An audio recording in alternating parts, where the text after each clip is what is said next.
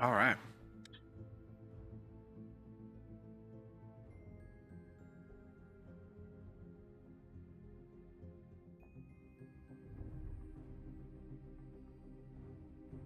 What a day. What a day.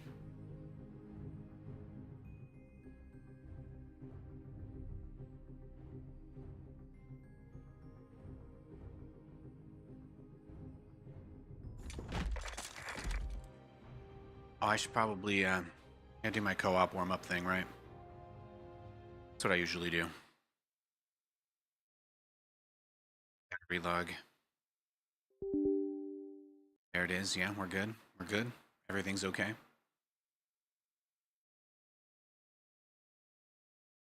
My hair's been looking so good lately. Damn. Damn, I'm hot. Yo, Skyu. Back to SC2? Yeah.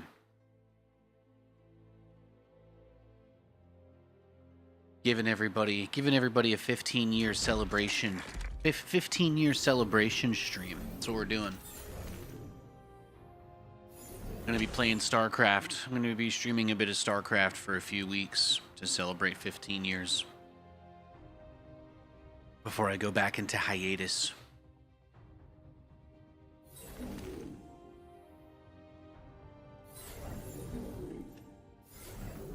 Do the big boom. Perfect. Perfect. Good times, hell yeah. Stormgate is actually launching their first campaign next month, I think. End of August, the first official campaign is being released for them. So they've fixed all the graphical stuff. They've made the game look a lot better. I hope it does well. I'm excited to play that. They're still kind of considering their co-op as a kind of test. And then the I think they're still using as a test the other one. I think they're still using the other one as a test as well.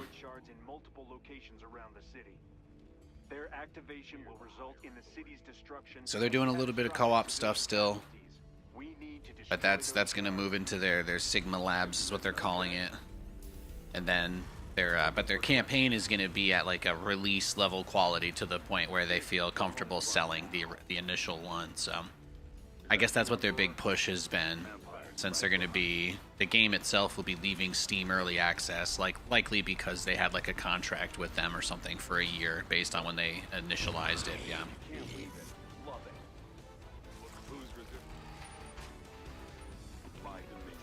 Yeah, I don't think Zero Space is even in early access, right?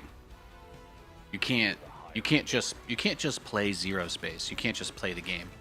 That's my only issue with it.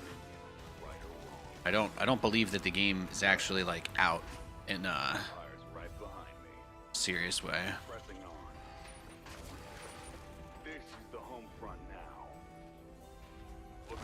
I still prefer ever since Stormgate got rid of the camps and they added the storm gates to the game. I think that the 1v1 in that game has been a lot better. I enjoy playing it quite a bit. Every day I hope you guys know the only reason I'm not streaming Stormgate today is because when I went to go live, I looked and saw that there's only 50 people playing the game right now. So it would be a waste of time. I don't know how many people are playing StarCraft right now, but I'm gonna guess it's more than 50.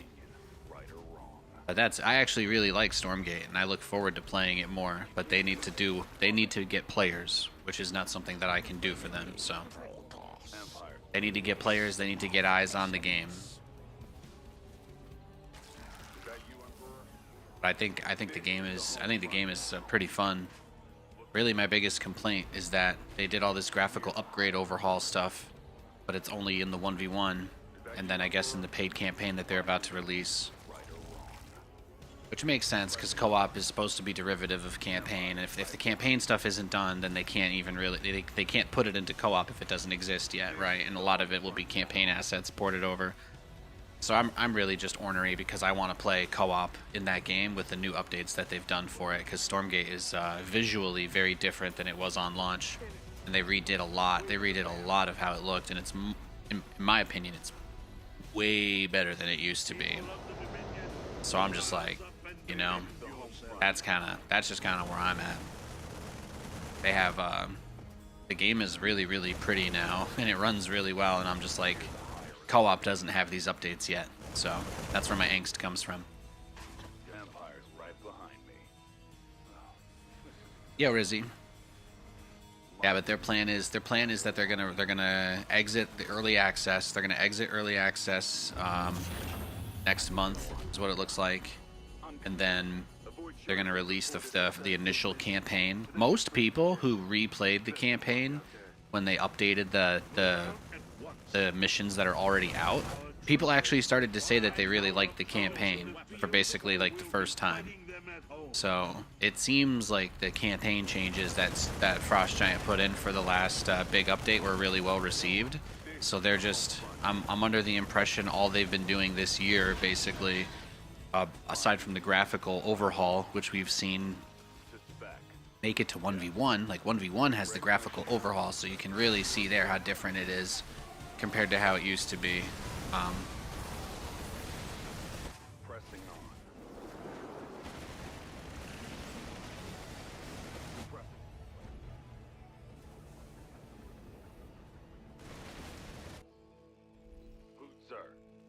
So yeah, I'm guessing that they're gonna have like hopefully 9 to 12 missions in the campaign, maybe more if we're lucky.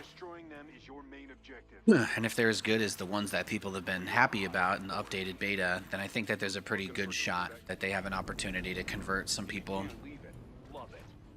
Like, at least if the campaign is good, that'll be enough for them to make money to do whatever they need to do next and keep the investors happy, etc. So. Also, you're not supposed to have V-Sync on with smooth motion, so I'm happy to report that it's a million times better today. It's a million times better today going with the best practice settings. So, and I never noticed how much you could kind of feel a frame time fluctuation before, but it's been nice. Lots of feedback early in dev seems to be a good thing. Yeah, I mean, the biggest thing that people complained about in Stormgate, that was real. I mean, a lot of people thought the company would go bankrupt for no reason, which was kind of funny. But, like, you know, as I've said many times, if you get into a meeting with people who are offering you money, and you tell them that the biggest thing between you and success is that your audience is hungry for what you're selling, but they just literally don't think you have the runway to reach it. Like, your own audience says that, you know, like, people really don't understand that. It's not, there are really so many worse situations that you could be in. There are really so many worse situations you could be in, right? So they just put their heads down, they got to work, and yeah, it's been looking good. And another void shard crumbles into dust. Well done, commanders. Again, the only reason I'm not playing Stormgate right now is because they don't have over 100 players. That's literally where my line is. If I log on to start my stream and I see that they're at 90 plus, I'm gonna get on and play a couple games.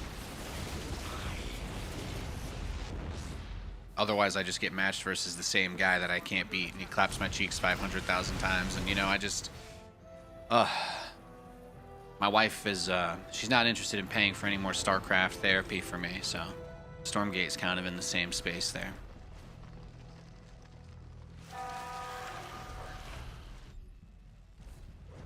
We got these guys, get the other abilities here, and I think that's it. I think we're set. I just need to get the extra amplified airwaves. This is the home front now. Yes, my dominion, right or wrong. Any regs I should know? Boom. Your allies are in battle. Sir, look, is that you, Emperor? I'm prepped.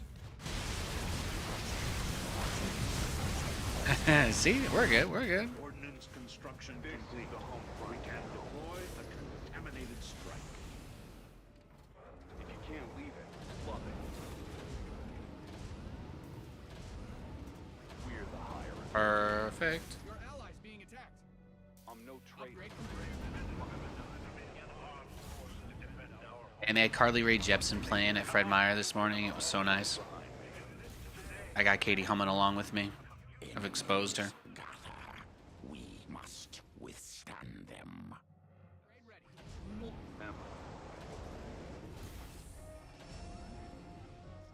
It's gonna be like 90s today. They put out a heat warning. Apparently just never gets that hot out here. They put everybody on high alert.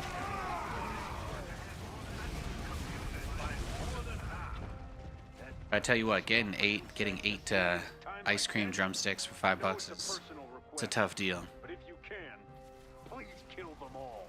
The enemy's taking fire at your forces. Yeah, now we start the bombardment. Hit him with the contaminated strike. Who's resisting us? As ordered. Suit's fitting okay. SC2 is 2010, so you feel like for 2025, surely even a basic game for this era should easily beat it. Well, you have to think about the market, right? You have to think about the market and the way like gaming is done. Like StarCraft is really cool, but something that like StarCraft fans have never really been like open about either is that it's a very elitist community that actively opposed changes being made to the game that would bring more players in.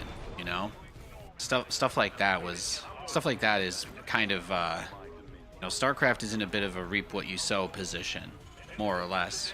Like these games could have been much bigger, but at every possible opportunity to make it more accessible, generally speaking, like there's very loud resistance to that. So I don't really know how it could have. I don't really know how it could have ever gotten bigger without embracing a different kind of culture.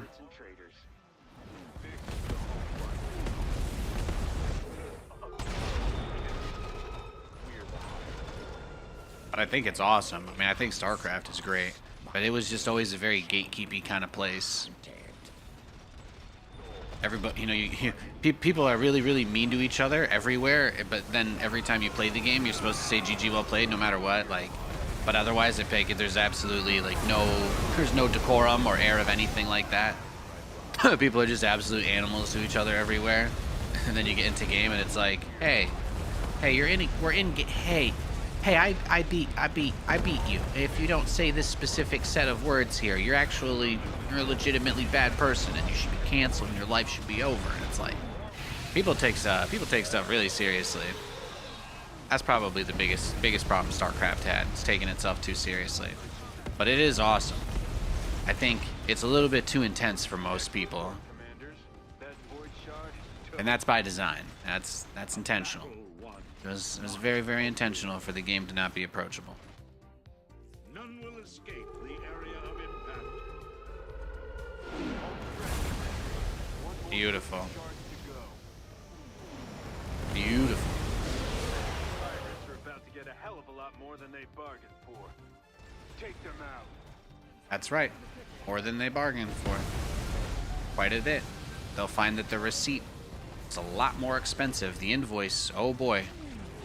Her husband will be pissed. Oh, but this is so much better now. This is so much better now.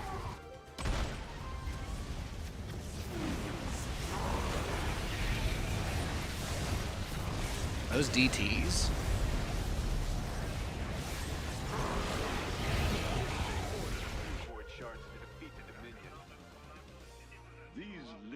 We get these big jars of peanuts.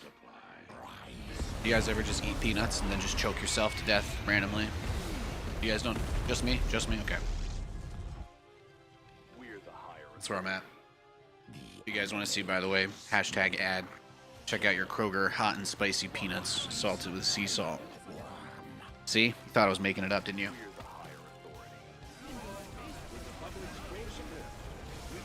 I know.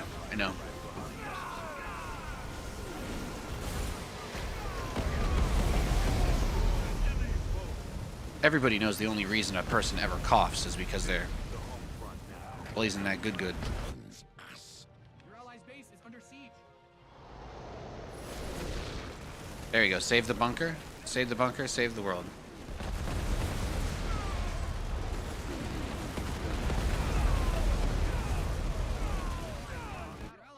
the thing about the Dominion.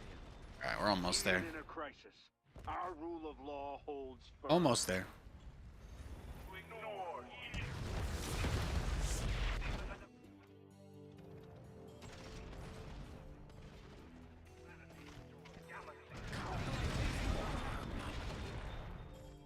I'm working. Here comes And the just throne. Summon the Zerg as well. Why not? Our allies being attacked.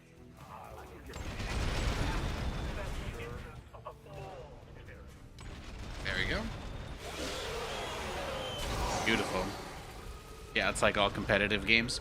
I think that there are places that are, you know, there's a good balance. I think there can be a good balance of it. A big problem with a game like StarCraft is that people will always tell you that no matter what happens, everything that happens in a game is always your fault. But at the same time, they will then go and like give really aggressive arguments in any public space to try and lobby for like buffs to their own race and stuff, you know? And it's like people kind of live in this like delusional dichotomy where they tell themselves that the game is perfect and that anybody who expresses an opinion on it that hasn't literally just won the most recent GSL is full of it, you know? But then at the same time, everybody also feels like they have the right to stick their nose in and kind of say whatever they want in any conversation too. So it's like, you know, it's mostly just like a lot of grandstanding and moving the goalposts, but I think that kind of high school drama is something you see in any place that's like tight-knit. But that's kind of why people don't want to get into the space. That's always been like the toughest part. That's always been like the toughest part about the game.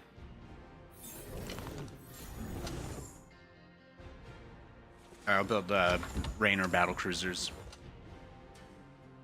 Who said what? The last winner? Exactly.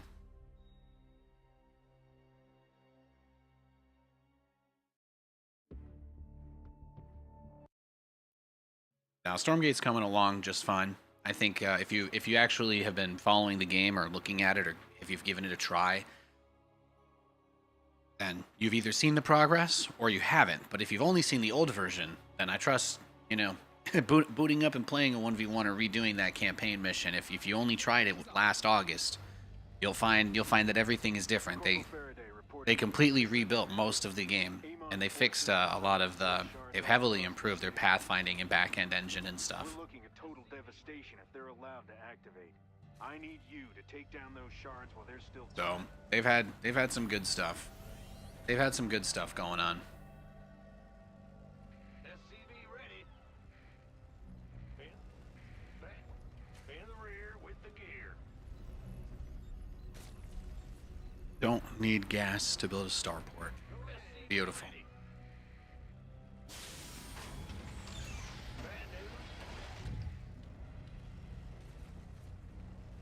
Yeah, they're going to be leaving early access. I was saying it makes sense.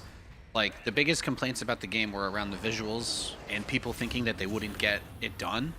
So they're going to try to start making money off the campaign mission since they were pretty positively received when they updated the revamped initial mission.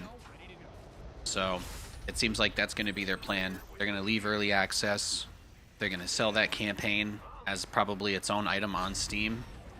And that's going to be the big thing that probably funds the studio for the next year.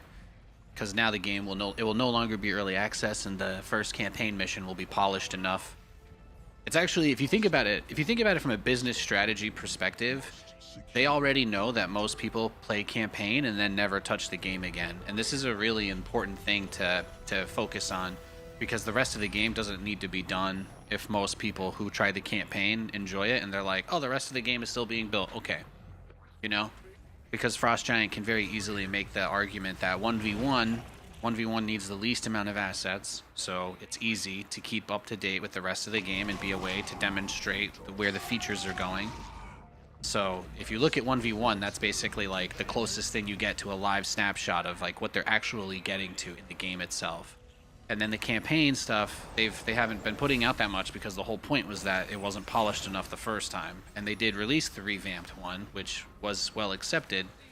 but you also have to remember that, like, you know, they still need to restore that goodwill. So when they release this next campaign, it might end up being really good, and then none of those players will really care about the 1v1. Maybe they'll want to play the co-op. I hope that they get co-op to a better place sooner than later, personally. You know, like, that's something that I care about a lot. But I think it makes sense. You know most people are going to play campaign and nothing else. So you want to try and target those people. And if the campaign doesn't sell well, I think it'll really depend on, like, the why around it, you know.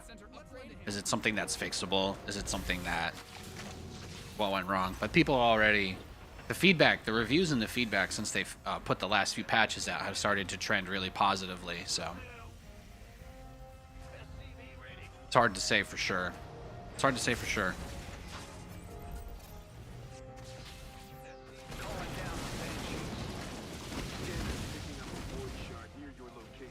Your objective is to take it out. Targeting objective will destroy. Enemy forces approaching. Defense required.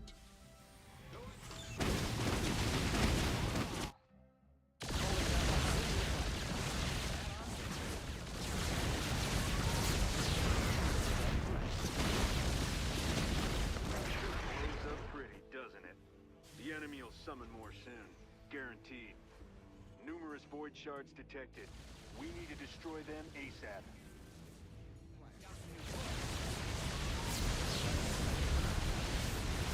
Taking fire on your forces. We'd love to see it, don't we? We do. We do love to see it.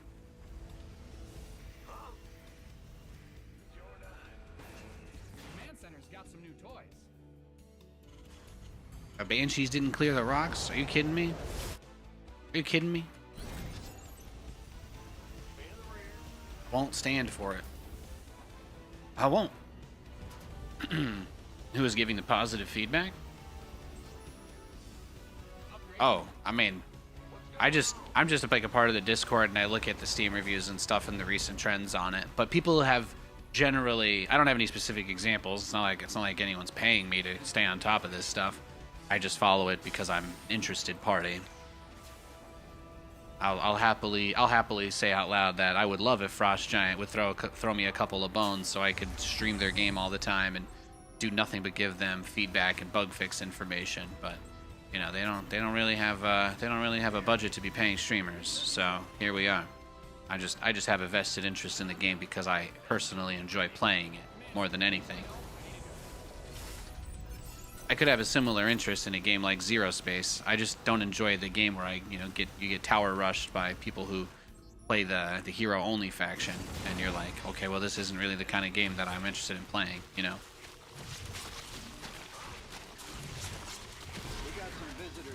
I'd like Stormgate to do well, though. I definitely think they're on the right track. Their player count went way up when they released the campaign update. That's probably the best feedback area I can give you. But quite a few people actually did come back on to play the remade mission when they relaunched it after how horrible the feedback was the first time. I remember seeing that their numbers came up for a couple of weeks, but particularly those first few days when people were actually playing it again. Which really means that obviously it's not sustained over time, but there's interest there if they're putting that content out. And I think more importantly, if the content is good, then people will actually play through all of it. So it took a little bit of time for them to lose the boost that they got from that. You did it after the first release, the first few missions? Yeah, they completely remade them. Like, they're not, like, they completely redid it from the ground up. That's my impression. I haven't played them, but I just follow the patch notes, and they're releasing the full version of the first campaign. That is coming out next, I think at the end of next month is how they've made it seem.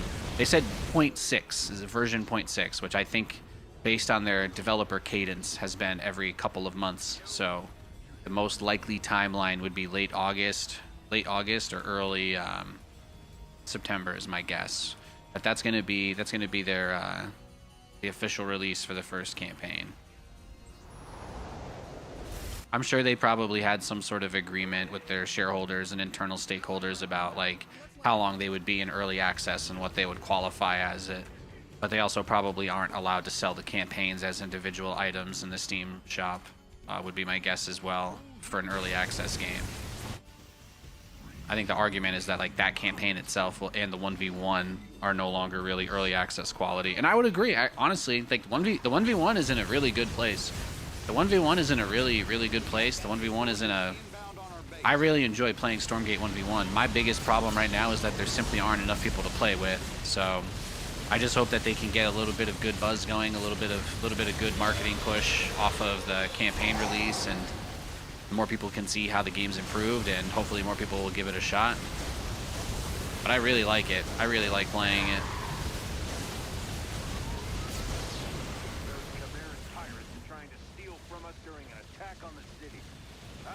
I got the same problem with it I do with StarCraft. You know, I gotta eat, I gotta figure out my own stuff, or I'd be doing nothing but playing these games all day, every day.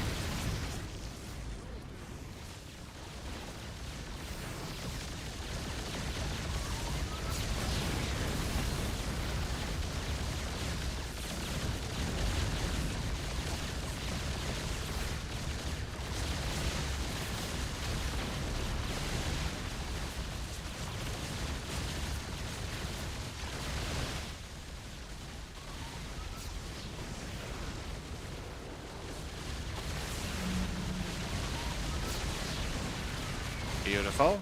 Excellent work, Commander. That void shard is toast. Results unsurprising. Swarm efficient. Ruthless. Clock ticking. We need to get rid of those shards. Scanners are picking up multiple void shards. Our mission is to obliterate them.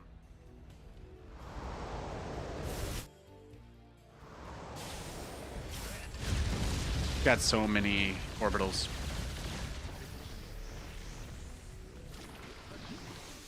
Which campaign is that? Oh no, so the first Stormgate campaign. They put out like the first 3 missions when they launched into early access, and they were received really poorly.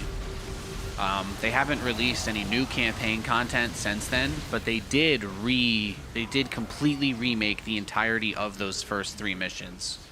So basically people were like, wow, these seem like really like demo level, really introductory, not interesting. And the feedback that I saw from people talking about it on the Reddit and stuff was that it's more replayable, some of the mechanics that they're putting into it. I think like some baseline version of the navigation system between missions was implemented or something like that. Again, I haven't done a deep dive on it because I haven't really felt any need or incentive to do so. I'm just kind of talking about it in case anybody here has, or you have an interest in it. Like I'm gonna probably play through that campaign when it drops in its entirety. I want to go through the whole thing, so I'm pumped for that. Now that's what I like to see. Void shard terminated. And just to be clear, again, if they have 500 plus people, if they break past that point on the player count number, shit, man, I'm all in. I'm grinding. I'm doing nothing but Stormgate. That would be sick. That would be sick. But I'm not. I'm not going to be the. I'm not going to be the thing that pushes them over that ledge. I'm not going to be the one to take them there. That's not my role. Nathan, turning off the sound.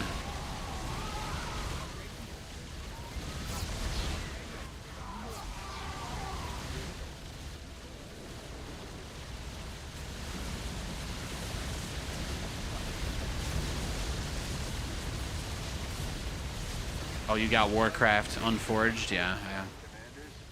I'm impressed.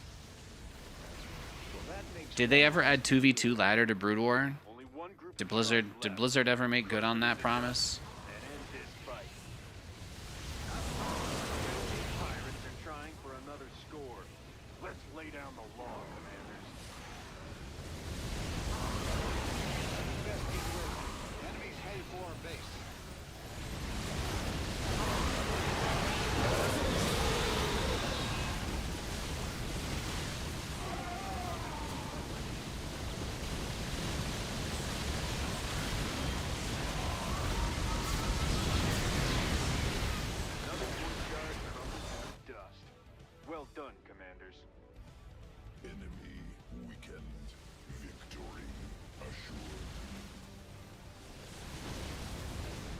Beautiful.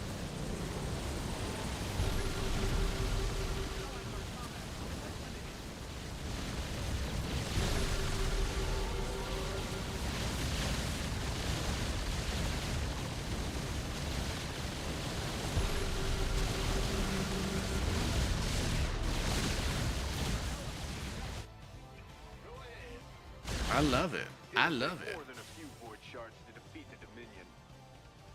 Ain't nothing to it. I think I'll call down the Hyperion.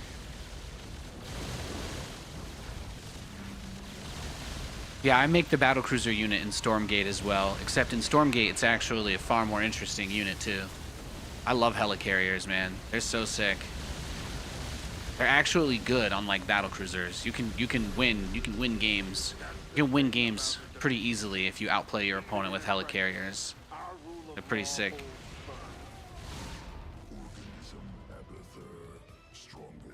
And they also shoot while moving without their ability, so they're basically battlecruisers.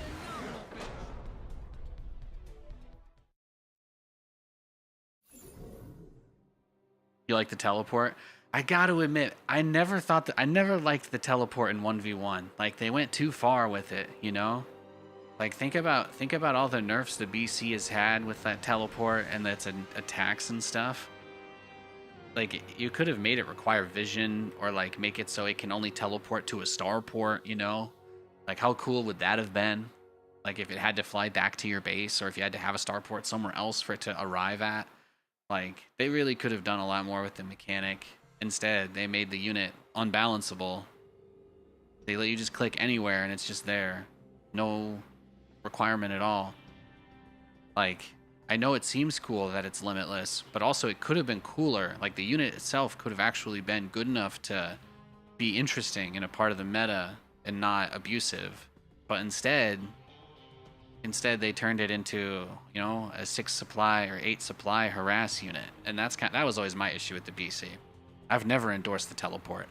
The only reason I use it is because obviously it's incredibly powerful and it's the only way the battlecruiser is a viable unit. But I would trade the teleport for a more interesting way to interact with my opponent. I'll say that much.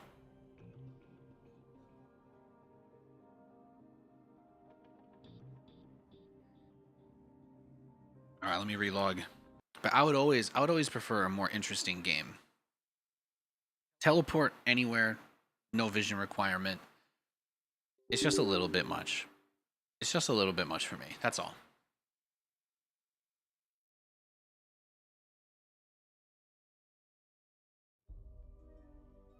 Yeah, let's see. Do I have a Poke Pack I can open? I need to know.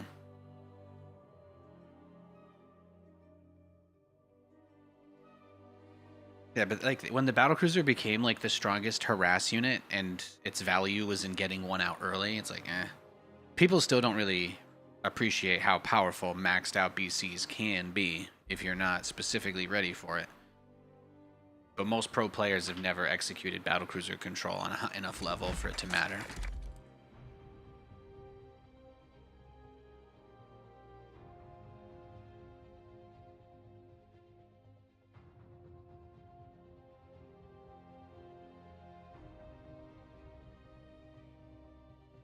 There was only one other guy back in the day that had my back on the battlecruisers.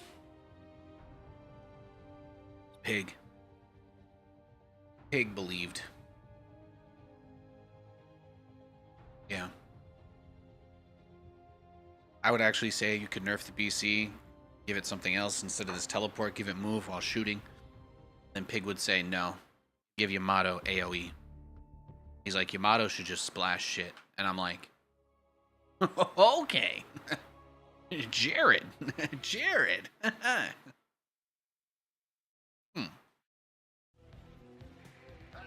Even I, Nathanias, wouldn't dare ask for splash on Yamato. People thought I was the crazy one. Although move and shoot did make it into the game. And I would just like to be clear, that was like the only thing I ever thought the battlecruiser needed. And then they gave it 2 separate attacks for air versus ground because of that. And then, yeah, well, you know, the rest, as they say, is history. Or they nerfed it even more. They nerfed the anti-air even more. And then it was like, okay, well, they gave you move while shoot, but it's really bad against air now.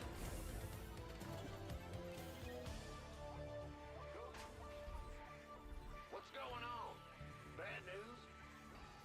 Big jump and the SCV ready. Scared me. Now, one of my favorite things about air units for Vanguard, which are basically like the Stormgate Terran,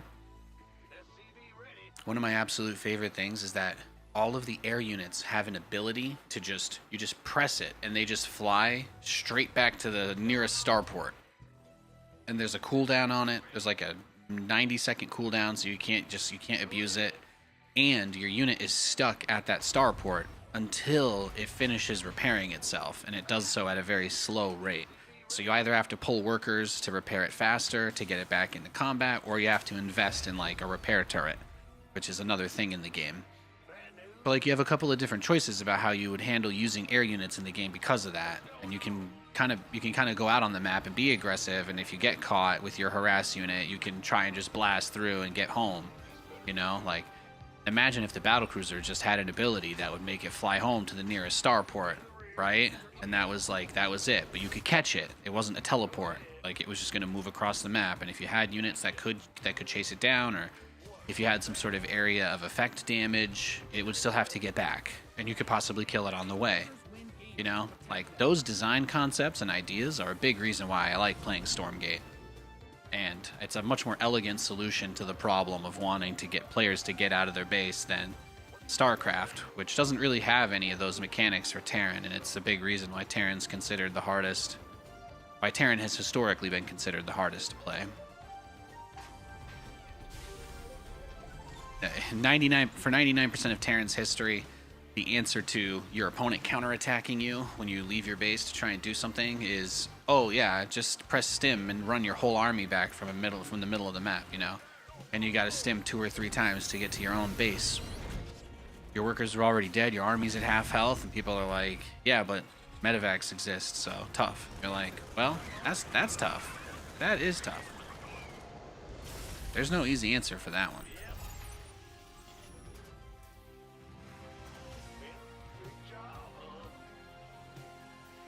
One of the reasons why I like playing mechanical styles, anyway. I kind of call it, it's more of a control build, right? Bio is more of like a face rush build. Playing Bio would be like playing Ponyta, Rapidash, right, with Blaine in Pocket TCG, whereas playing this would be like Darkrai, Weezing, Nihilego. That's kind of what I'm trying to say. If you're picking up what I'm putting down.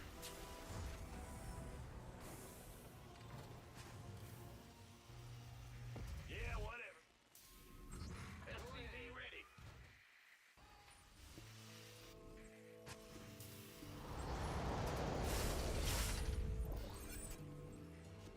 Add-on done.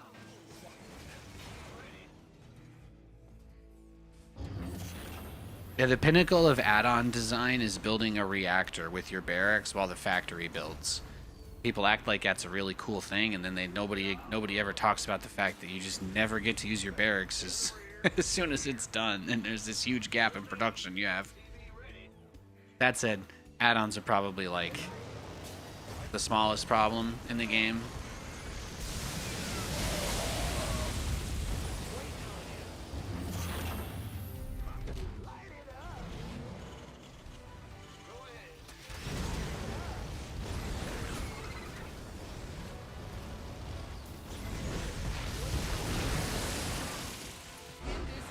Wow. Put down the Benjamin, bro. What was that? He Bane busted me and he just didn't have any lings there the first time? What happened? It's hilarious that Depot was down when he busted.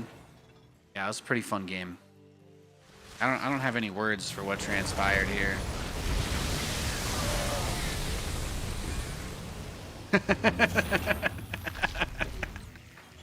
He just didn't have his lings, just weren't there. What? That's why you build Hellions. That's why I build Hellions sometimes. I'll take it. Yeah, I got no words for that. Come on in like a normal person. Yeah, that's right. That's right. Everything's cool. Everything's cool. Cool. Cool. Cool. Cool. Cool. Cool. No doubt. No doubt. No problem. No problem here. Issues? I've never heard of those before. It's time to kick things off.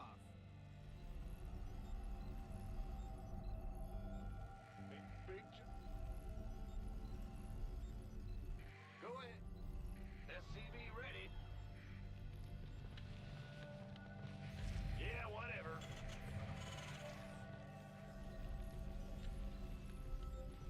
My God of War character now? Yeah, sure. Why not?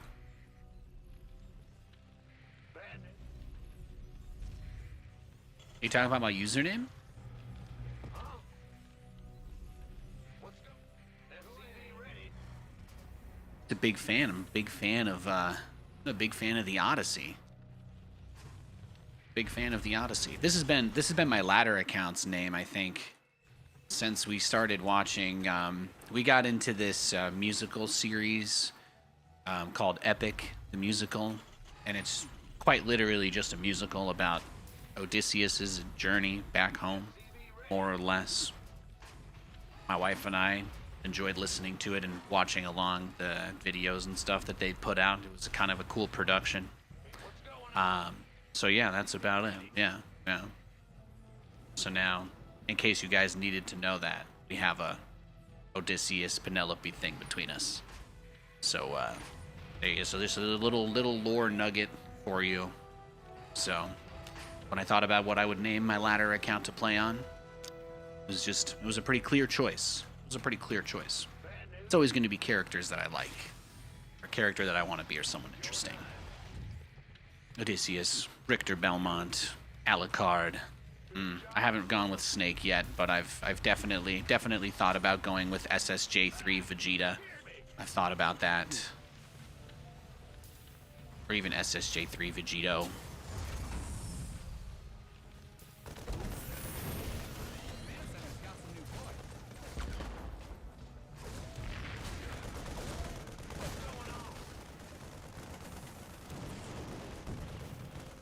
Oh, this guy's nuts.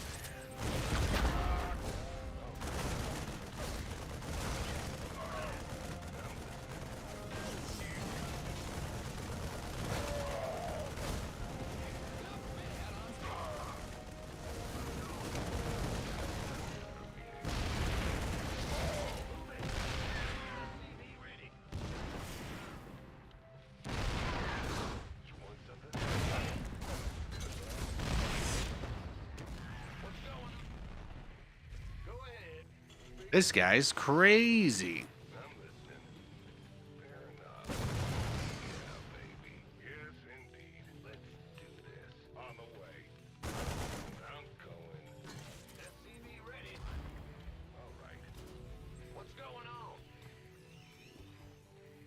He's an absolute nutter. Surprisingly close. I think he got me. I think he beat me. I'm going to try and get this battle cruiser out, but I actually don't think I have any hope. I have no idea. I have no idea how I would win this. He's definitely macroing back home. Like, I don't think he does this and has nothing, because he didn't bring that many SCVs either.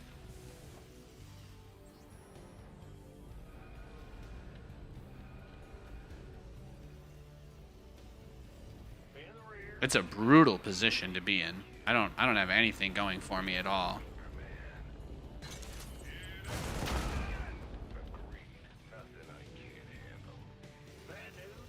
I just have to hope that this battlecruiser somehow kills him and wins me the game.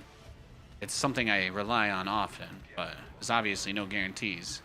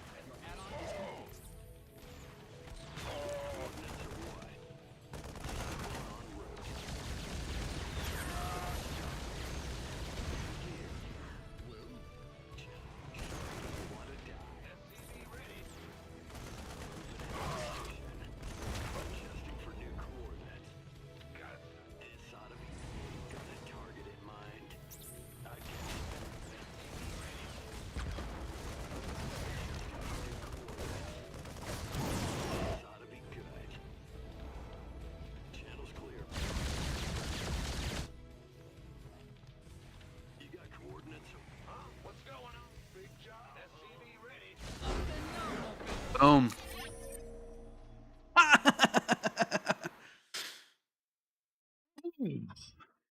Damn.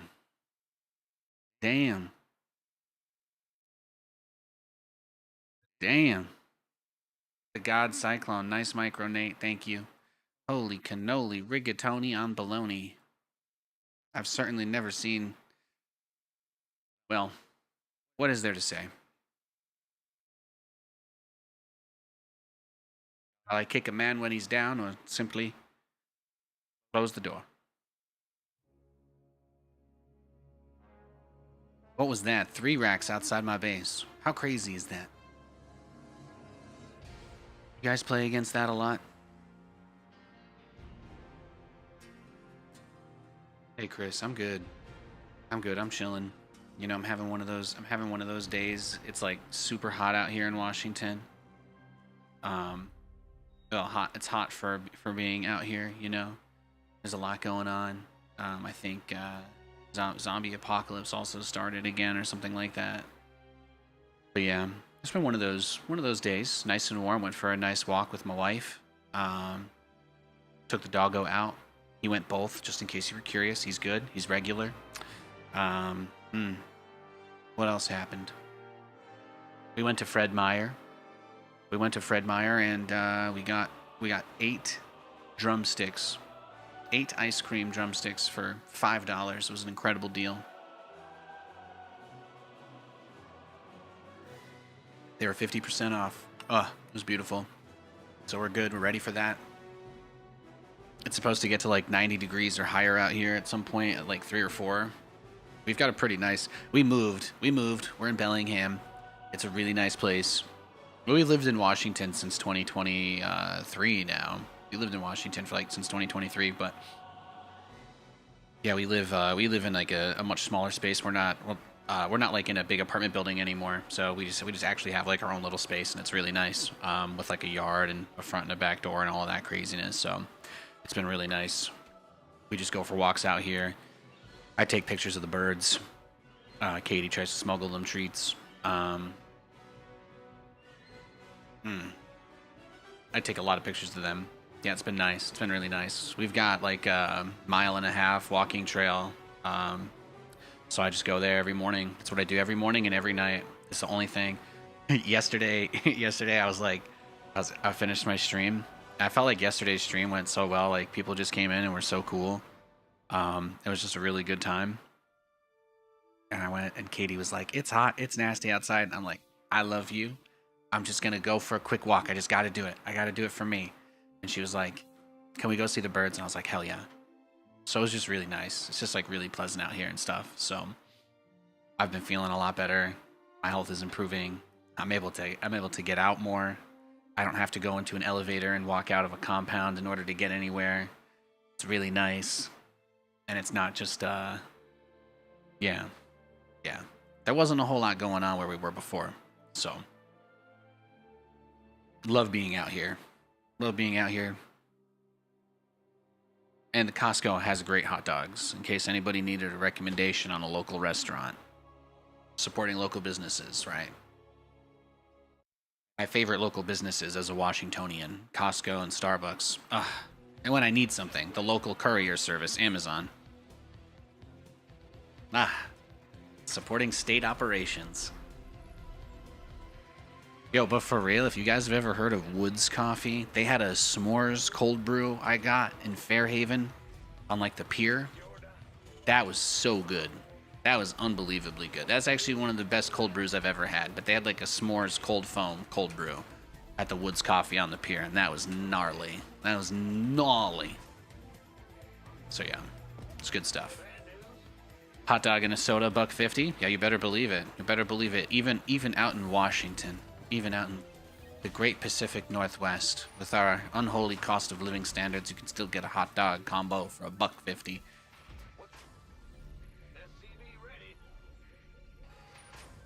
I'm not going to say that makes up half my weekly meals, but as time passes, it's going to continue. You know, that ratio will continue to rise.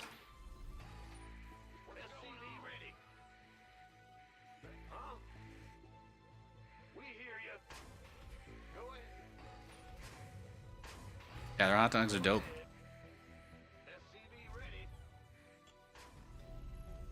So yeah, that's what we've been up to. And Costco is also the only place you can get liquid IV for less than $1 a pouch. So that stuff definitely works better than any of the other ones, at least in my experience. Not an ad, but I'm just letting you know you can get a really good deal on those at Costco as well. I think that deal ends this Sunday, so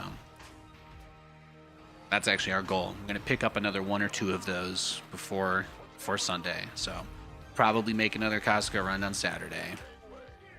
There you go. I know. I live a pretty unhinged life these days. They had this really nice, like, standing and lowering desk. I've had this desk now for like 10 years. It is, I can finally feel it starting to come apart after its 4th or 5th move.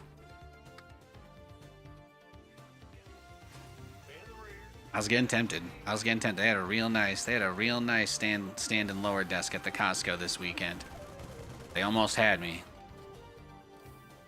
Nate, he went pool first.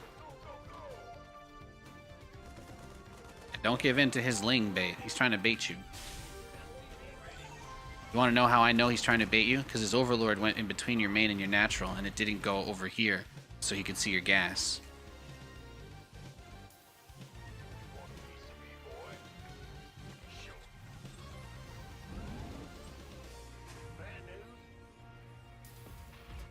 Some nice hiking and fishing out there. Yeah.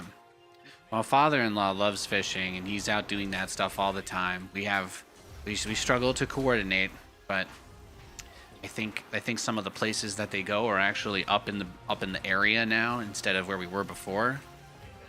We were down in Arlington. There's literally nothing there. Absolutely snooze fest.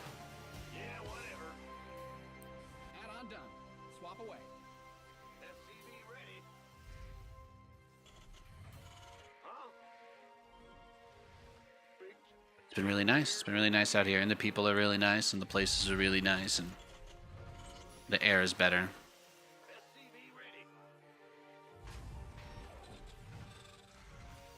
And I still have fiber internet, which is fantastic. So, because I can't have a good life without fiber. And that's true in multiple ways.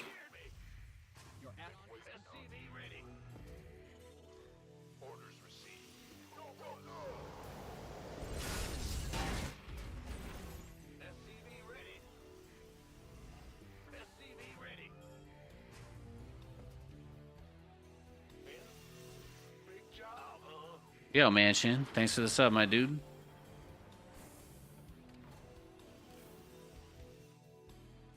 Go ahead. Man the rear with the gear. Armed and ready. Exactly. You gotta take care of yourself. Gotta take care of yourself. It's so important. It's so important.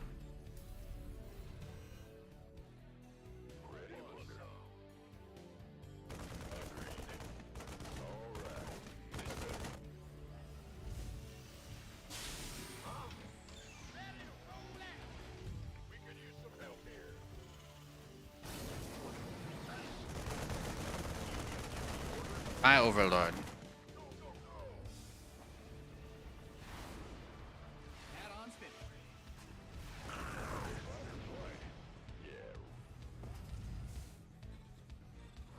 Nathan, are you going double upgrade, double battle cruiser? That's right. That's right, ladies and gentlemen. The new double. Call it the 500 mineral fill-up. Is it because it costs 500 minerals? No. It's because it sounds good. Market research. ChatGPT told me it was the best name. Okay.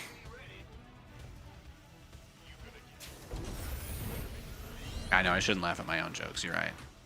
The problem is when you don't think before you say stuff, you can surprise yourself, and it's how it happens. We all know good things happen when you just speak without a filter at all. Get that creep though. He's spreading it.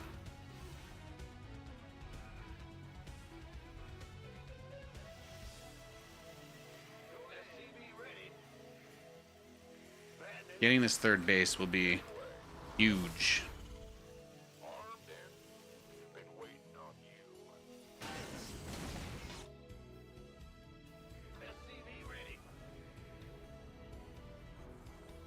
Do need to get an engineering bay.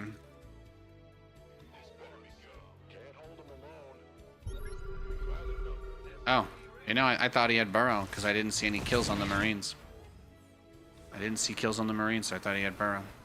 Low. That's fine. Let's go take the base.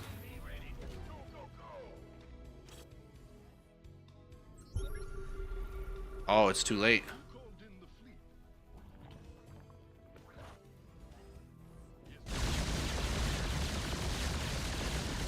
Unless it was a decoy spire. Like Decoy Octopus from Metal Gear Solid. But that would be a really weird coincidence that doesn't make any sense at all. So that's probably not the case. My battle cruisers now have 1-1.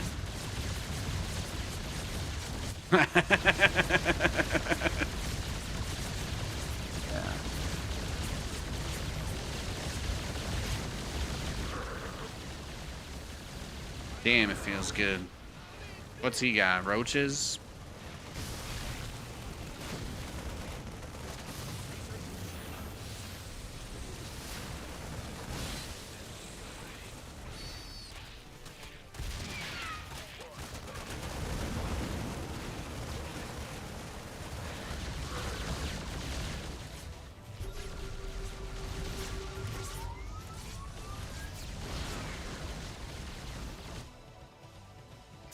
All right. Are you good? Are we good, bro?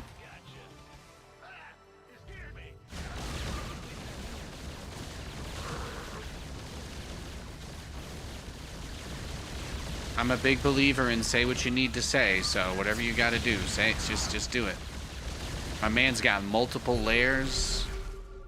Do you think he's paying taxes? You think he's paying property tax on all those layers, or just the main one that he used for tech? I've heard some Zergs only declare the one they use to tech up, but they might actually have multiple layers. Yeah. No, it's literally like a slap on the wrist type fine if they catch you. Yeah, that's why they do it, obviously, but it doesn't mean it's allowed. You've mined out some of your minerals. I can see you guys are a little bit more passionate about the subject than I am, so I'll drop it.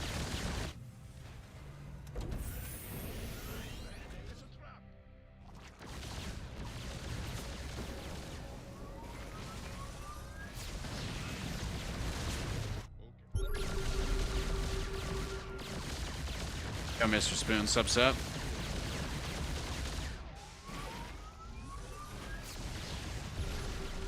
See, Nathan hasn't changed at all. I love you guys. I can literally retire, come back, and people think I've just been here doing the same thing this whole time.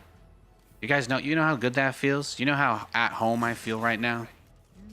Ugh, nobody asking me questions about what's changed, what my life is like now. I just get to come here and pretend like everything's the way it used to be. It is refreshing. It is refreshing. You guys are the last people that are gonna think I'm cool.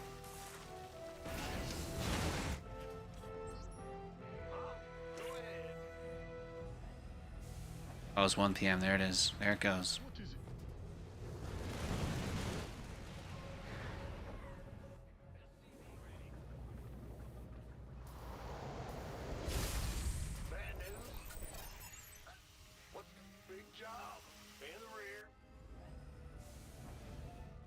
No place like home.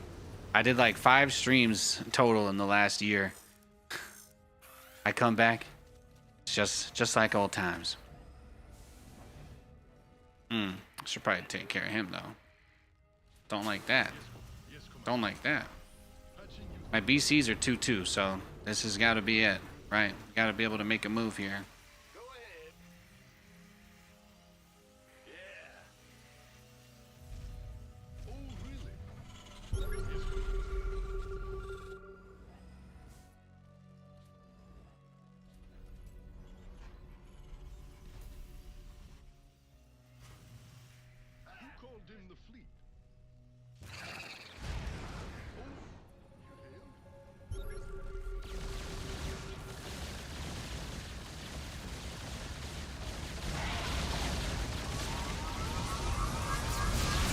Yeah, you see, he's struggling now because of my upgrades. My battle cruisers are 2-2.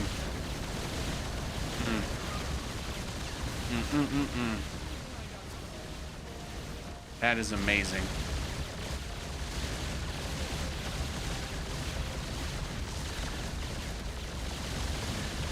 Is he still in this game? Damn. I thought he quit already. I thought I was doing one of my things where I'm like just playing against an AFK guy.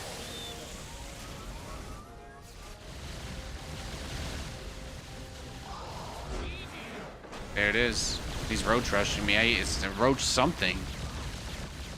I had to get my rad axe out.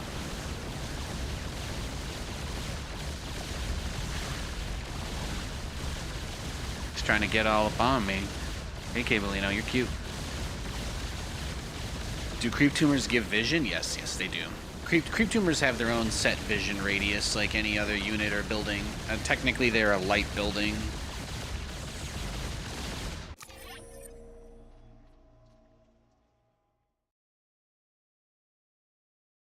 Yeah, that one just went well. I mean, we killed his first Spire with the battlecruiser teleport, so that's pretty nice.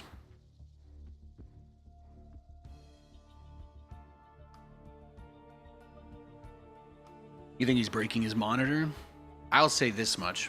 If he was going to break his monitor every time he lost a game of StarCraft, a game that is like mathematically rigged to push you to a 50% win rate where you lose half your games, guy's got to be rich AF. Rich AF to afford that kind of habit. That's all I'm going to say. Yeah, he did. No, actually, he went hatch first. He went hatch before his Overlord.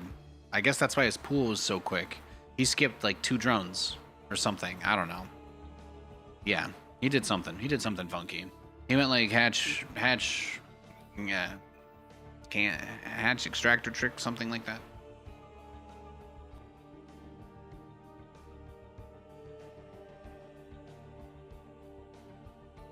So that's why his pool was done ahead of time, even though it wasn't a pool first. I'm sure some guy in chat told him that was a 300 IQ build, so I'll have to thank guy in chat sometime, next time I run into him.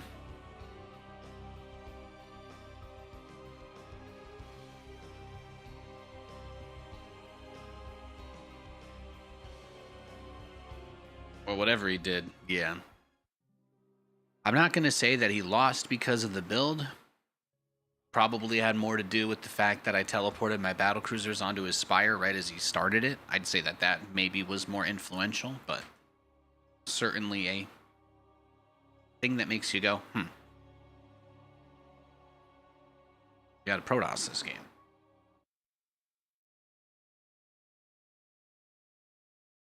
He just wanted to get some SCVs before he leaves. Yeah, exactly.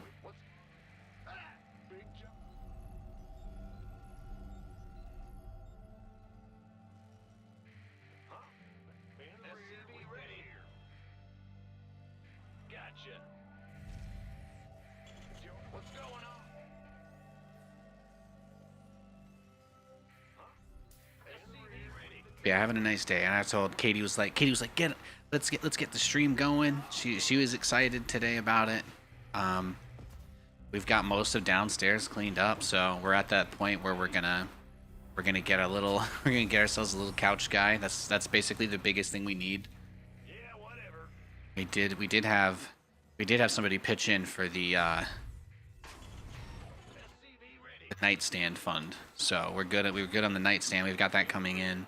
I think I still just need to order it, but we kind of shopped around a little bit. Fred Meyer did not have a better deal on a cheap nightstand than Amazon, but we had to check, obviously, so since we were there. But we wanted to at least see what the local options would look like. You scared me. We hear SCV ready. What big job, huh?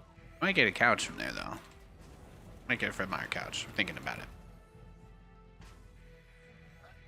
How terrible would it be for the game if you could just keep upgrading, like, infinitely? It would be awesome.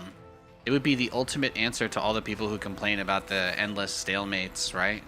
Because at some point, the other player that you outmine, like, you could just spend that extra money on upgrades. It's actually quite logical. There's actually a very logical answer. One of the reasons why people complain about stalemate games is because there's too much of this balance crap forced in that, you know, limits your ability to play long matchups. So, I would actually make the argument that there's infinitely scaling stuff in a way that's resource constrained is one of the best ways to prevent mine out map stalemate situations. I will say that. It's one of those things that was never explored because too complicated or something like that. It's pretty awesome. Pretty common way that ideas in this space get shut down over the years. StarCraft players are simultaneously the smartest gamers who have ever lived, but also, like, they struggle with skins, even though every game has them. Because they're big babies. They're big babies who always get what they want, and because they don't like skins, it doesn't matter. They can't have them in the game. No. No, I don't like them, which means I should be able to turn them off for everyone so that nobody spends money on this game that I really like.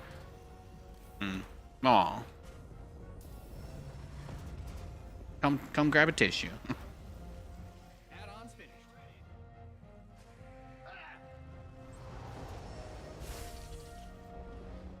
I don't think there's a proxy. I feel like we did our due diligence. Let's scout them. Yeah, infinitely scaling upgrades would be very cool.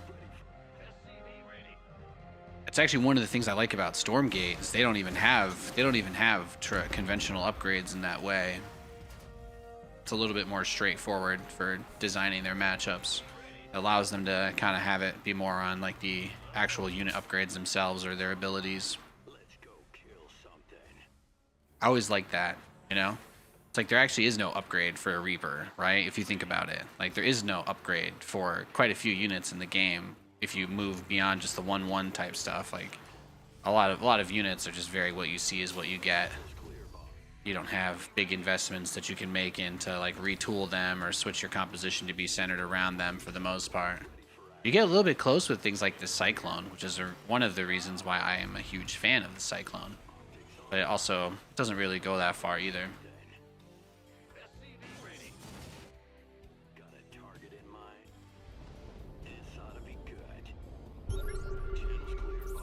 There we go. Almost missed him.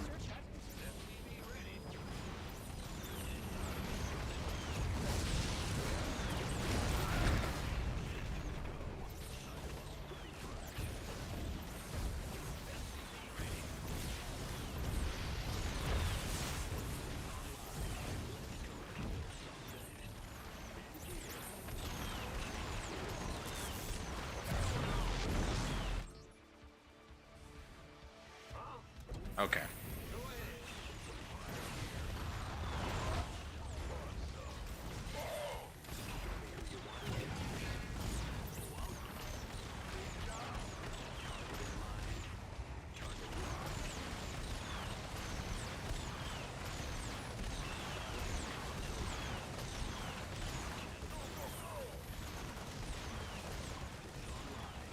Ladies and gentlemen, we got him.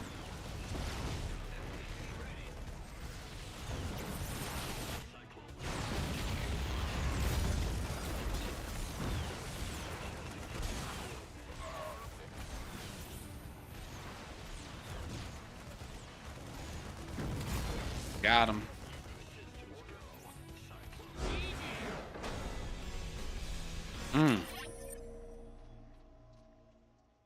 That was one of my favorite things, though. There was like a couple year period in the game where the Cyclone was actually like completely lobotomized, and they took away all the ability to micro it and do stuff with it. And then one day, they made it so that you could do things with them. I will say I liked your take on upgrades. Yeah, the problem with upgrades in StarCraft is, again, it's a symptom of like this weird need people have to be able to say things are balanced no matter what, like even though it's not possible.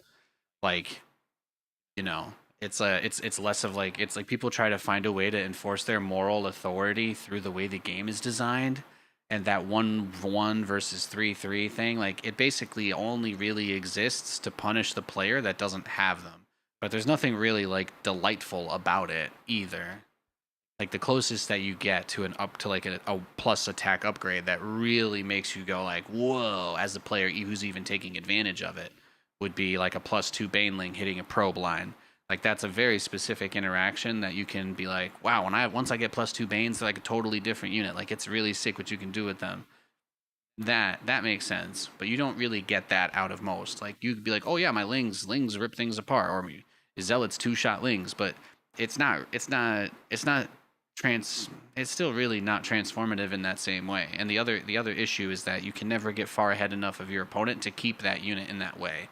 Like there's no investment that you can make to keep the impact of having that +1 Zealot advantage against Zerglings once you reach a certain point, because both players will always have access to the same limited number of upgrades, right? So like that's kind of the thing.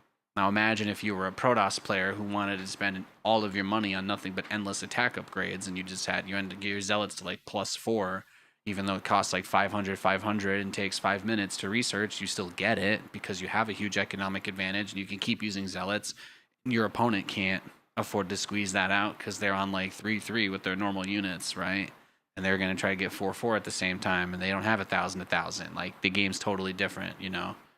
So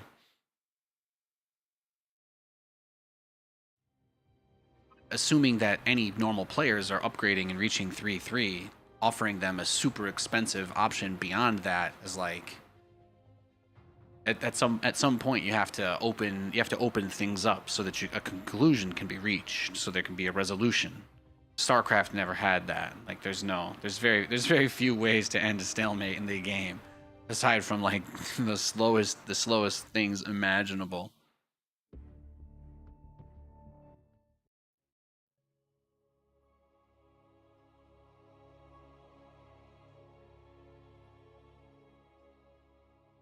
And on the other hand, that's one of the reasons why StarCraft is a fun game to watch, because the players are like, the game is designed to prevent players from being able to display too much skill expression. Like people don't realize that the game is artificially capped in that way. Like you're not just saying that this thing is imba if it existed. What you're saying is that if anybody had access to it, they wouldn't use it because it would be seen as a bad option for the same reason you wouldn't put it in the game. And if you think everybody would use it if you put it in the game, then the problem isn't whether or not it should be in the game. The problem is how do you tastefully implement it, right?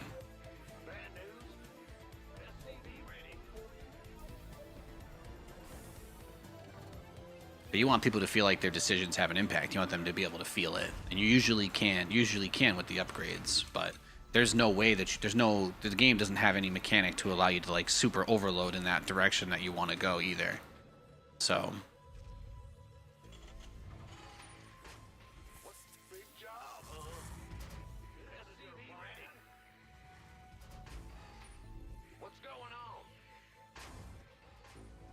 Meanwhile, co-op is like, you can set like 15 different parameters before you play a game of co-op once you unlock everything.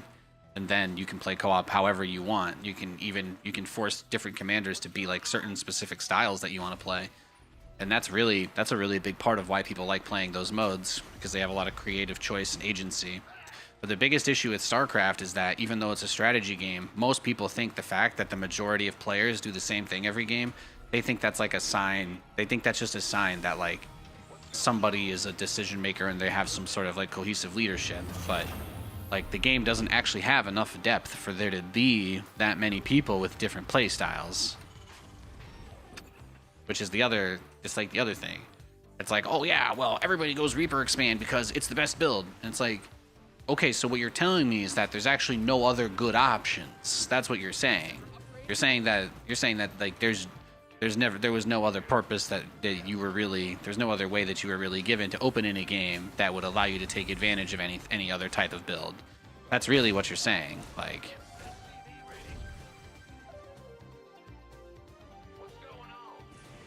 so I don't know. I think it's interesting. It's one of those fun things to kind of muse on.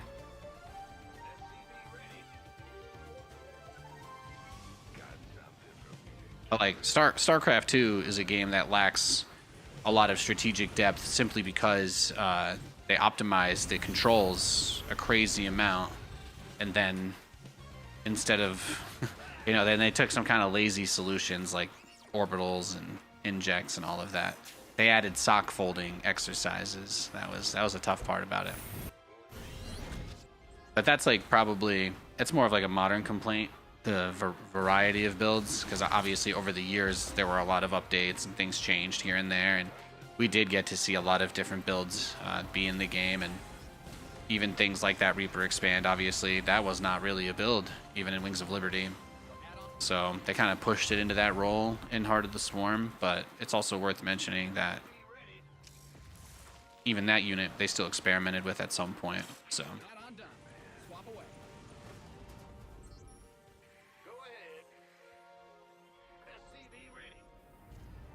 Grana, so did you ever doubt my passion? You ever doubt my passion? What are you doing here? You come in here and you say somebody else's name, then you doubt my passion? I don't even know who you are, bro. Slow down. Slow your roll. Slow your roll and slow your roll. It's a video game. Not perfect, but very good. Yeah, it's a good game. It's a very good game.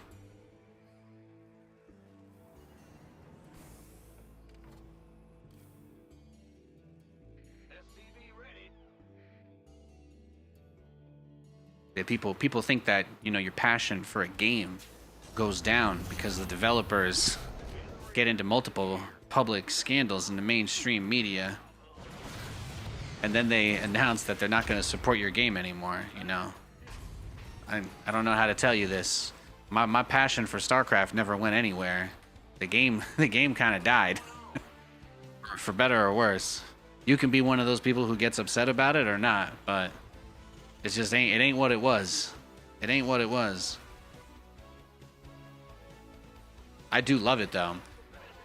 I'm doing some streams because of the game's hitting a 15-year anniversary, so it's been pretty nice. They did this map update for this season. Some of the best maps the game has ever had. So I've been feeling the itch to grind some StarCraft. It's been nice. It's been very nice.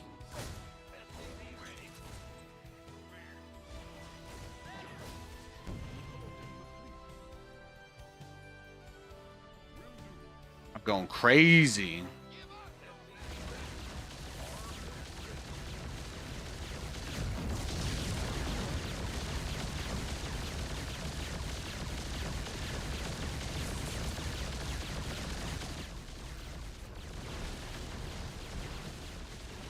Oh, he's got way too many stalkers. I'm cooked. Absolutely cooked. GG.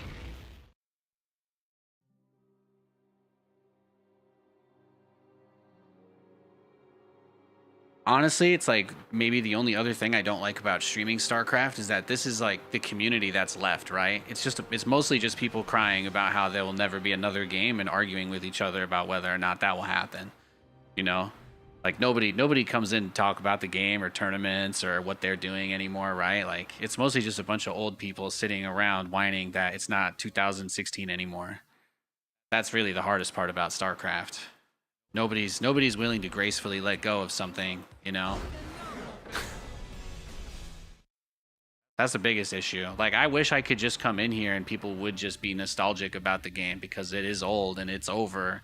And it's been over for me for a long time, but like I still love it, you know? But I come on here and I got, you know, like how if you look at like half the things people want to talk about are just like, well guys, billionaires exist, and even though they've destroyed the majority of our society, I would just like to point out that I think that they're assholes for not updating this old video game that no one cares about. It's like, yes, it's true. It's true, they don't care. What are you gonna do about it?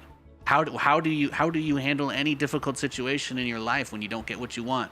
Do you just cry and stomp your feet? Like, do you talk like this in front of your family and just go up to them and be like, well, babe, you know, I'm never gonna make as much money as I did before, so you better start wearing hand-me-downs now. And it's like, who the fuck talks like that? You know what I mean? Like, it kind of is what it is.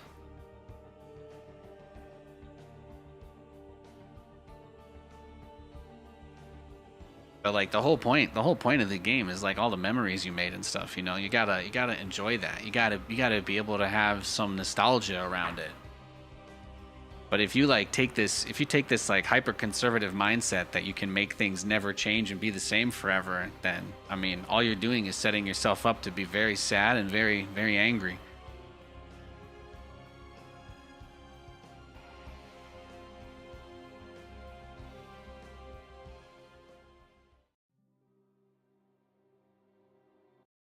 But for all those people with all those strong feelings about the game and strong feelings about Blizzard, you should just try playing the game. You should try talking about it less, thinking about it less, and just play the game and enjoy it while you can. That's what you should do. There's still a lot of people who play StarCraft. And as evidenced by things like these maps and stuff, it does still get some level of updates. Even if that's a thing that's now called into question. Things still move a little bit, right? They're still doing $1 million tournament in like, what, 10 days or something like that? There's a lot going on.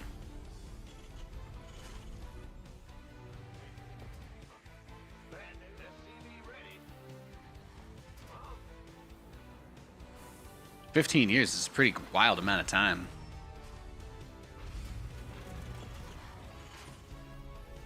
This map is crazy cool because they actually put a 3-player one back in. So I think this is one of the first times there's been a 3-player map in the game in years. This probe went straight to my base, which is bad luck for us, but there's not too much we can do about it. Yeah, EWC, there you go.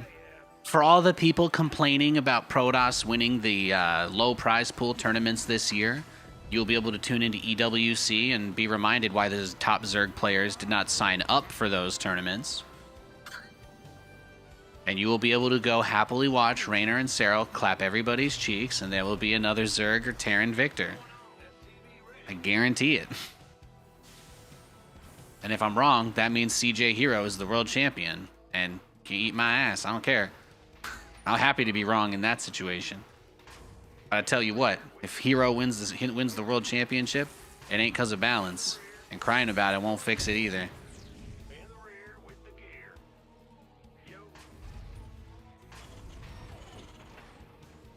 Command Center 2.0 ready to go.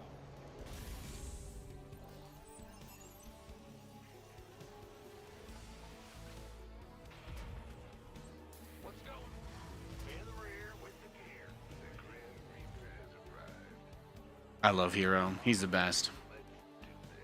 You have to have this conversation. People in StarCraft only know how to argue in gotchas and memes and like bad faith takes. But all you have to do is just. But my favorite thing to point out is, you know, there aren't a bunch of unknown Protoss players that suddenly came in and started dominating all of these tournaments and eliminating everybody. Like, all of the regulars still make it deep into these brackets. There's clearly no significant change that's impacted the top level of the game beyond the best Protoss player already acknowledged in the world winning a GSL, and then the second best Protoss doing the same. Like, you know, there hasn't been this torrential downpour of Protoss crap like people say. Just people don't know how to have a conversation with someone who disagrees with them on anything in this space.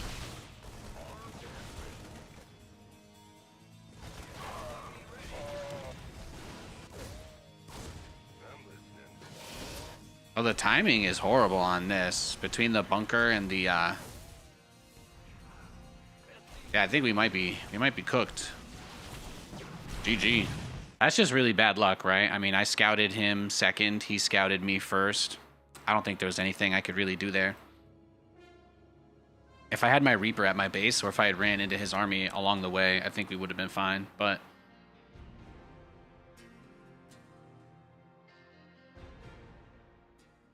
you consider casting some games on stream? If you guys want to do bounties, you want to send me like 20 bucks with a replay, if it's less than 20 minutes, I got you. I could use the cash. Yeah, I mean, Classic is one of the best Protoss players in the history of the game, you know? Him and Hero are like absolute legends of Protoss. But people in this community are just assholes and literally cannot handle the fact that the literal best Protoss players in the world, after years of getting shit on, finally win stuff. Like, people just literally cannot handle that. It is hilarious. It is hilarious. I'm gonna guess all those guys, they're not big fans. They're not big fans of Sabrina Carpenter. Cause she's got a song for him, I think, that could help him.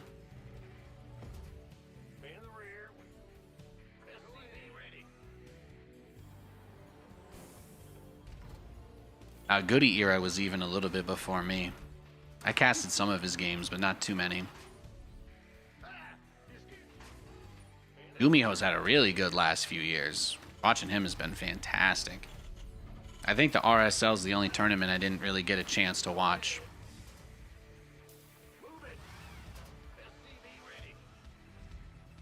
But I've been super busy, so. I was on East Coast schedule for a whole year, so waking up at like 4:45 in the morning, working until 2, and then spending the next few hours with my wife, and then I just didn't really get too much time to watch stuff. But GSL would actually be on in the morning when I woke up, so I was able to watch GSL for a little while, which was nice. And then most of the EWC and all of that stuff ended up being during hours of the day, so it wasn't too hard. It wasn't too hard to keep up with some stuff.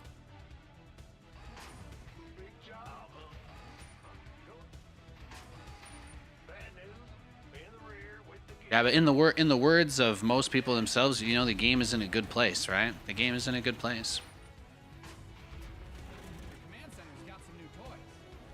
Zerg players did finally get to feel the pain that Terrence felt of watching. Like, everything is about like vindication and hurting other people. You notice that, like, this is the only language that these StarCraft gamers can speak. They're all so traumatized. But the Zerg players finally got to experience what Terran players felt for years, with Maru winning everything and then them getting nothing but nerfs and being like, I don't get it, guys. There's only a couple of people who can actually win tournaments with this race anymore. And it's like, yes. That's what happens when you only balance around the top 2 guys. That's actually the intended result. Like, there's no model where ignoring everybody except the top players has such an impact. You're not gonna find a model that doesn't show you that.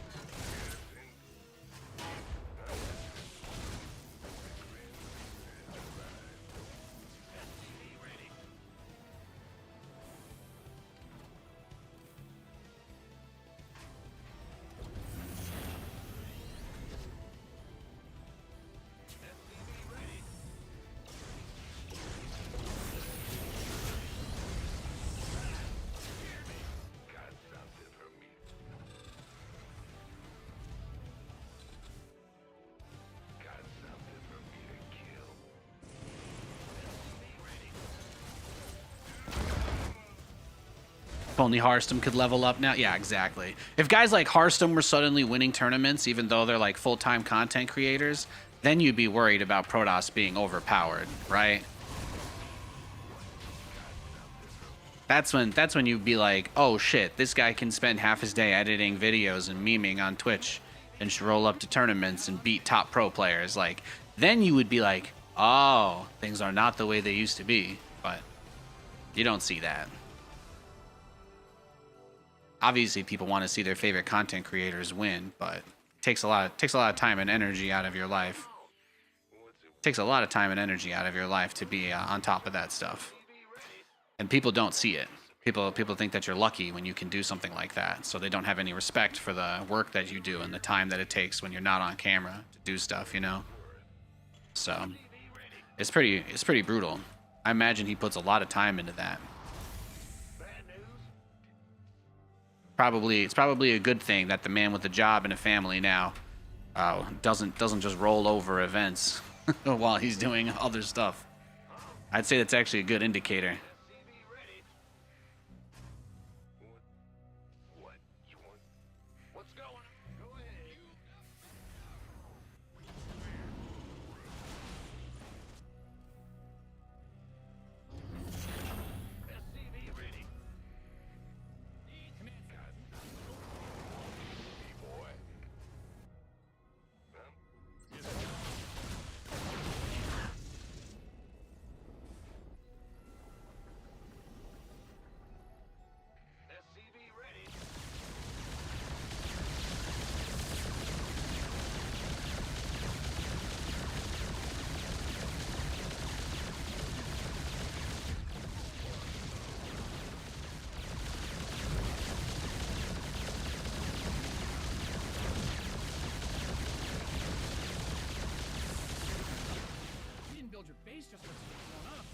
Oh, you came right over for this too, huh?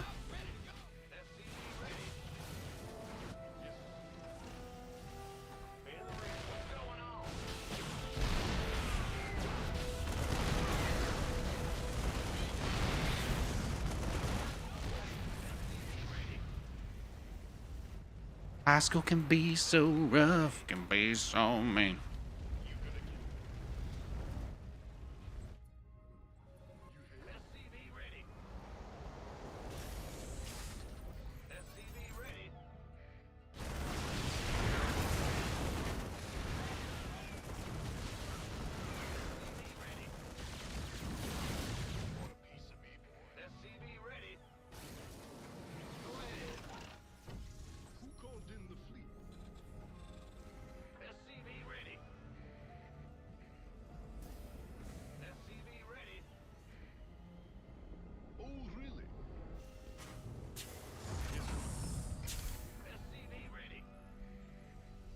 Beautiful.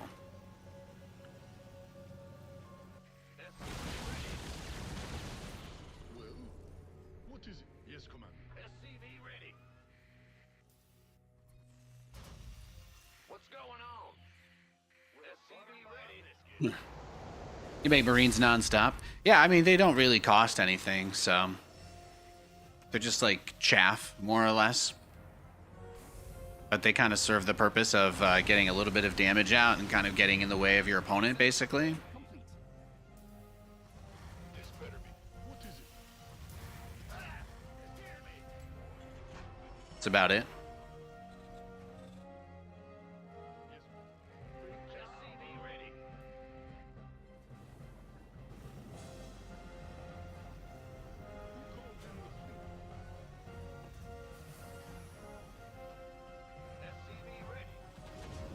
But now, Protoss isn't that strong. You just have to remember that no big community people have stood up for them or been willing to argue in their defense for years and years. And the only reason that they got any buffs at all is because they literally could not perform in tournaments to the degree that they had the longest drought of Premier victory wins ever in the history of the game. That's the only reason they got buffed. The data was irrefutable. But absolutely nobody gives a shit about Protoss players, and that's kind of the bigger issue. All the Protoss people are like pretty nice guys, or they're friends with the council type people, so they have a lot to lose making people upset at them.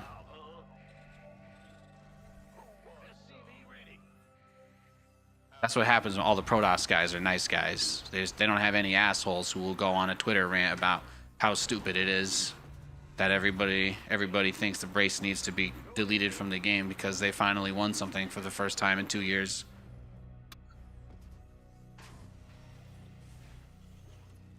SCV ready. Yes, yes. No one wants to lose their status of being not being a complainer, right? Not having problems with things ever. Whatever that. Who called in the fleet? We could use some help here. Your research has concluded. What is it? Add-on done. Swap away. Upgrade complete. Do what he's got. SCV ready.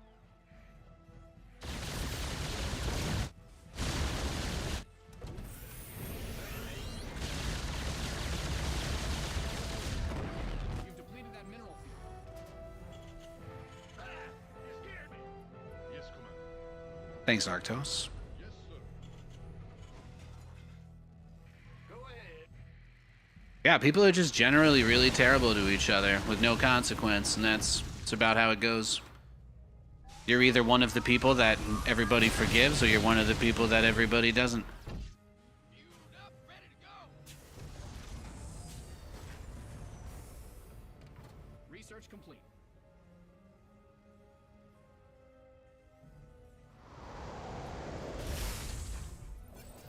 What? Need something blown up?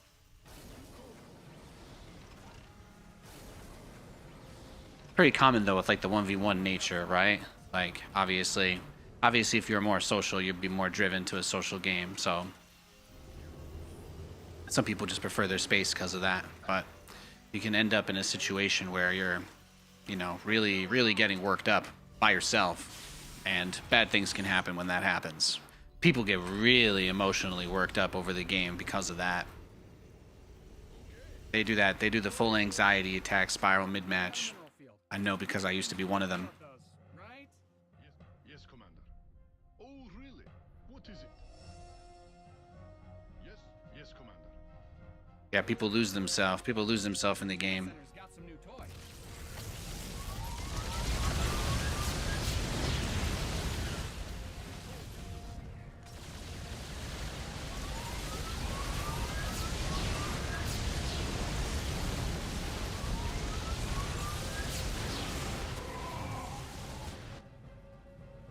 Damn, well, I think he's got us. GG. We'll go Cyclone if we hit him again.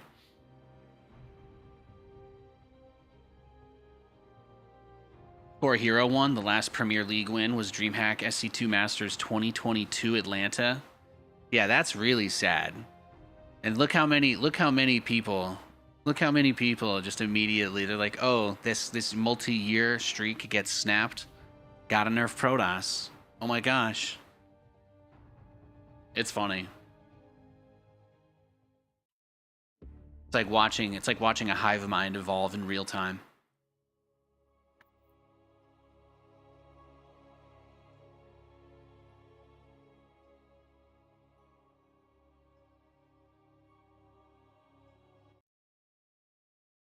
That's why it's important to take breaks. You gotta take breaks. You gotta give yourself space. Can't you gotta keep things in perspective. It's really important.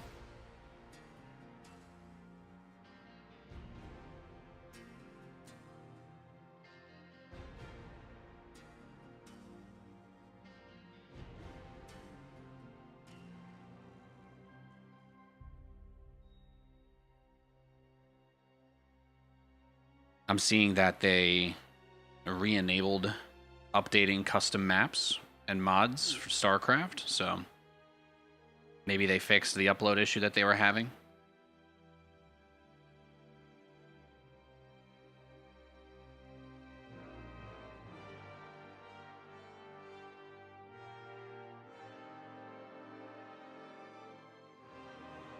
Yeah, you just play versus AI and have fun. Yeah, exactly.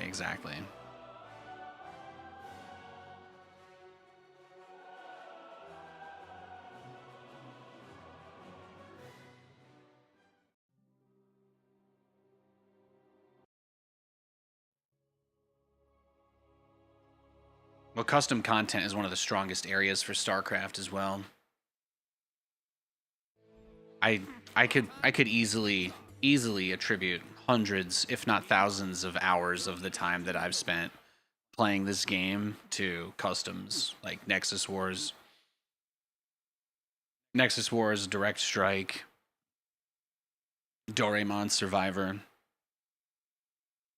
Resident Evil Raccoon City, Defend. It's good stuff.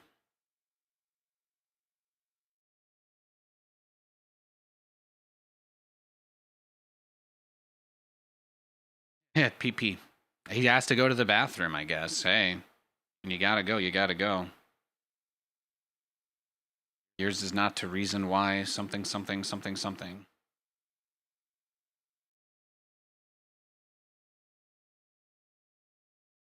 I just happened to take a dump mid-loading screen. It happens. Sure. Whenever you're... Take your time. Take your time. Oh, the countdown, too. This guy's gonna... After all that, he's gonna try to give me the shortest game I've played today. I can feel it in my bones.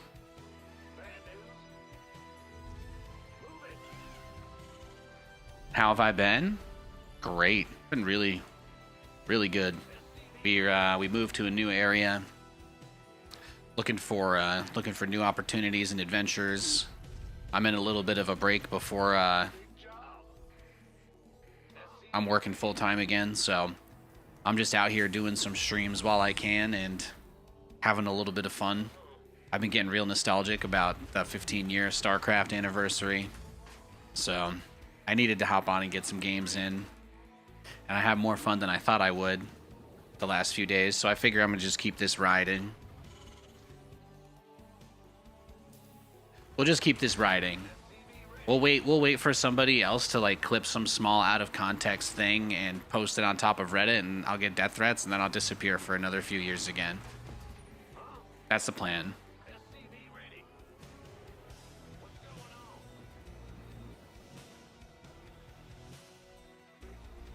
People can, you know, look forward to that. But I'll probably be streaming for about a month. Probably a little bit less, but if things go really well, I'll make as much effort as I can to stream as much as I can, but at the moment I'm going to be looking for something that can, you know, pay the bills. So that's where I'm at. I got a lot of crappy options around me. I'm going to slowly get closer to going to one of those, but for now I'm just doing my thing. And for all the people that like to give the work advice, hit me up on LinkedIn. I need the engagement. If you want to talk about job stuff, all right, I got you. Are there any other non-RTS games you plan on streaming? Yeah, Resident Evil 9 comes out. I actually streamed Resident Evil 4. I've been working on my high tier run that I've been doing in that game for a while now. But Resident Evil 4 I've been streaming a bit of, so I'm probably going to play through all of the games again before 9 drops next year. Resident Evil 9 is actually coming out on my birthday next year, so that's pretty sick. It's pretty sick.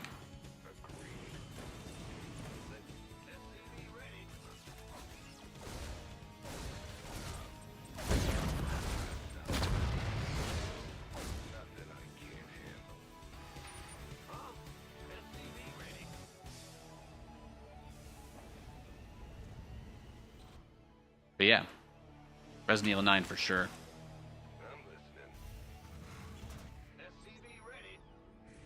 But yeah, you know, all the other StarCraft streamers are going to be gone for EWC.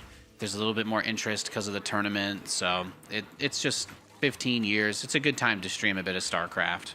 It is. It is a good time. I don't really have any other reasons to play the game. I enjoy it, and I play it in my free time occasionally, but I've suddenly found myself with a little bit more free time. So here I am, playing the video games.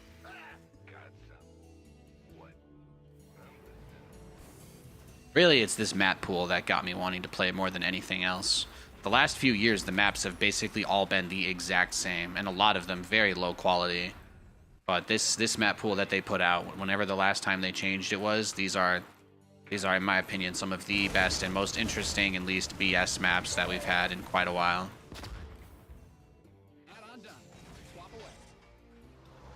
The game's a lot more interesting. You know I love that.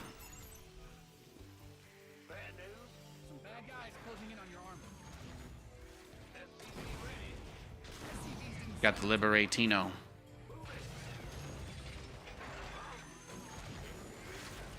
Add-on is complete.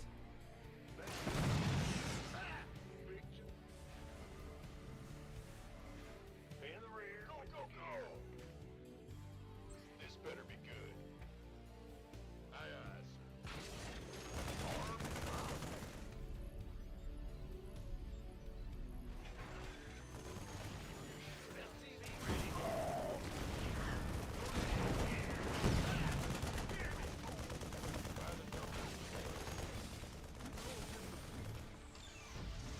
Get it.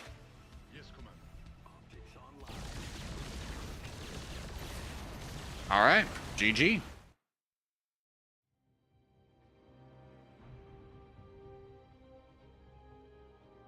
I didn't know he got a cat. Yeah, oh, that guy just dicked us hard. Yeah, there's not much we're going to be able to do. I mean, Barcode pauses the game at the beginning. Reaper misses my Reaper in the middle of the map, even though they took the same path towards each other. There's not really much to say there. We'll chalk it up to divine intervention. We got 2 kittens. Fantastic.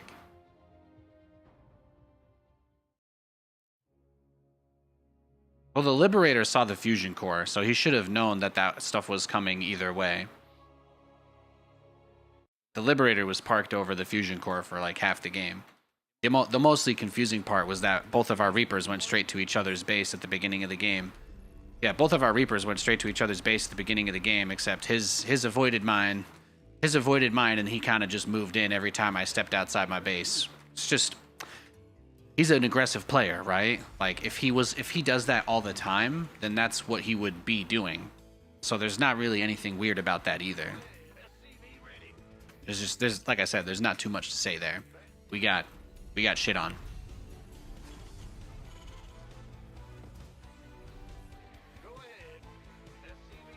It's okay to accept that you lose in life sometimes. It's okay. In this game, you have to lose half the time, so that's just the way it is.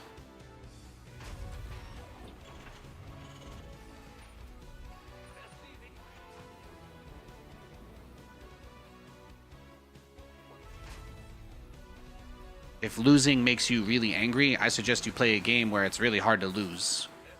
You know, you could become, you could play like a team-based game and then blame your teammates if you can't handle losing. That's one way to do it. But StarCraft really isn't the game to play for that kind of.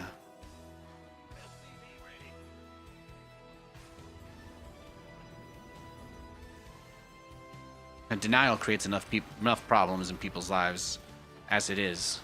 So when you're the only person behind the wheel, the things you'll find a way to blame, oh, will astound you.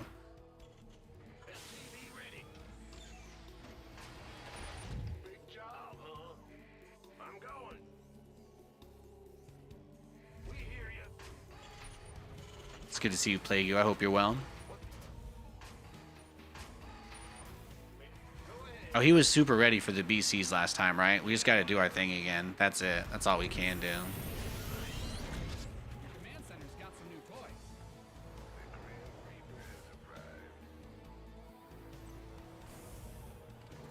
And the thing is, I actually don't need to send the Reaper out. Because in this situation, what he'll want to do in this situation is confirm that I've actually moved over to a tech lab factory. Like, that will be more important to him than most of the other stuff that I could do or show him right now. So you keep the Reaper in front. You check the natural and then just keep it in front so that if the probe comes back, he's going to want to know that you're building mag field. And a smart Protoss will know that if the Reaper leaves your base, then you won't be able to see the probe or stop it. So it's like a free follow-up scout. It's like a free follow-up scout for the Protoss player if you're not aware enough. Something for me to kill. I'm listening. Let's do this. Sir. Add-on done. Swap away. Huh? Optics online. Let's go. SCV ready.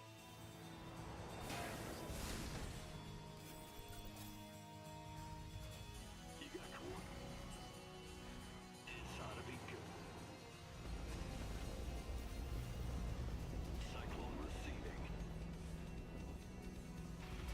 Go ahead. SCV ready. Adjust systems go.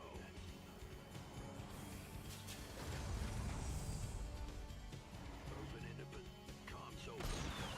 SCV ready. There. Optics online. Let's go kill something. Yo.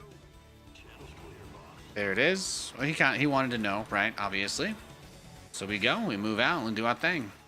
Got it. You got. Oh yeah, my Cyclone builds? Hell yeah. Well, they unlobotomized it. That was one of the last things the Balance Council did. They made the Cyclone a good unit again. Some people say bugged, but I don't know about you guys. Every time Nathanias made a complaint about the Balance Council, there were 50 people to tell him why the Balance Council is infallible. So some of you people say that the Cyclone is bugged, but I don't know, guys. I don't know. I don't know.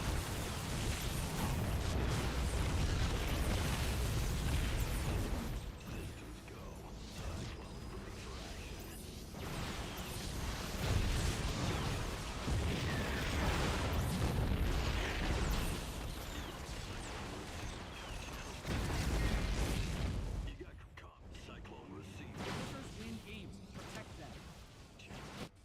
Comms open. This got it targeted. Oh, you made it to the Blinky boys. Your base is So he's gonna probably counter blink all in here, right? I don't think he really has any other move. He has to just come kill me. I'm gonna try and get 2 siege tanks out. I don't think I'm gonna be able to, but I'm gonna try for the sake of this game right here, you know. your base is getting blasted. For the sake of those who've emotionally invested themselves in the outcome of this game, I will kick and scream a little bit longer while he drags me to hell. You got coordinates or what? Command Center 2.0 ready to go. Queued up, ready to go. There they come. Didn't build your base just for it to get blown up, did you?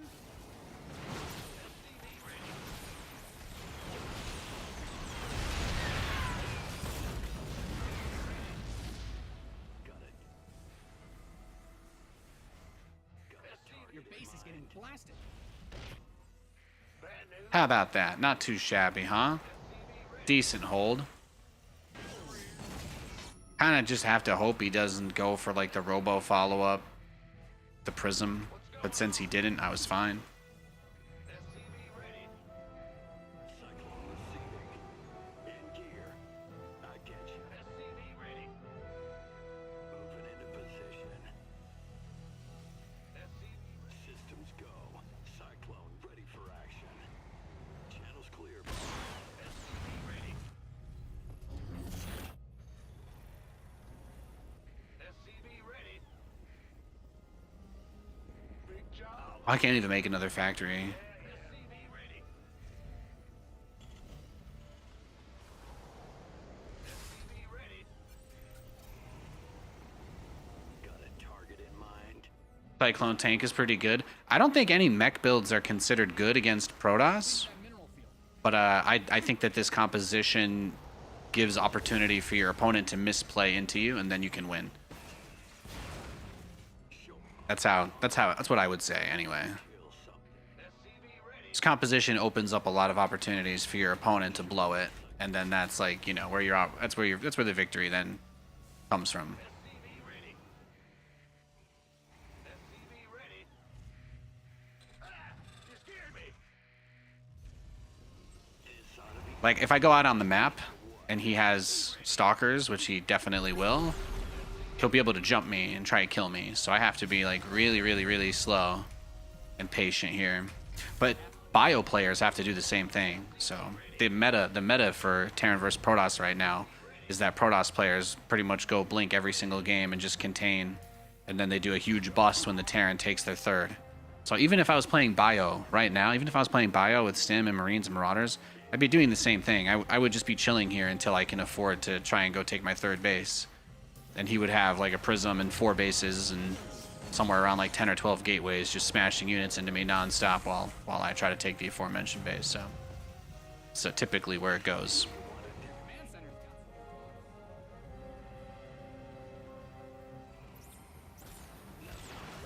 Nice. Don't want to make it too easy on him, right? Is there any way to harass while you wait? Yeah, with like air units. If you had an air unit go around the side of the map, you could fly something. But anything else, you know, the stalkers are just going to blink on it. And then if he has observers or pylons on the edge of the map, he could actually blink to those as well. So there's no easy way around it. The Protoss plays with a huge amount of map control that you can't really contest. And 99% of the time they're transitioning into like zealots and stuff, like charge zealots, which are really good against siege tanks. So the more tanks that you build in anticipation of dealing with like anything else, like the less you actually have to deal with those things. So it's tough. It's tough. Like if he pushed me with just mass gateway zealot stalker right now, there's nothing at all that I would be able to do with this army composition against it. The whole point is building walls with these command centers and planetary fortresses and having those kind of be the bulwark so that they kind of replace the chaff. There's not really a good chaff unit for this composition since Hellions don't really do anything, you know? But your best units are all the slow ones, so it's more of a question of which ones do you want to get. Like this guy went pretty quickly into Tempest the last time that I played him when I tried to just go straight BCs. So he might just automatically go Tempest again just out of habit, right? Like there's a lot of ways that he could play it. Like he might think that I'm still just turtling up to battle cruisers or something of that sort. So you kind of have to take into consideration what he thinks. He's getting a bunch more robos. He's getting a lot of stuff now.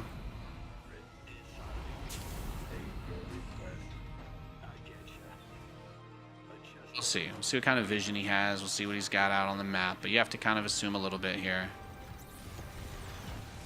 There's the F2 back to his base because he thinks I'm attacking him.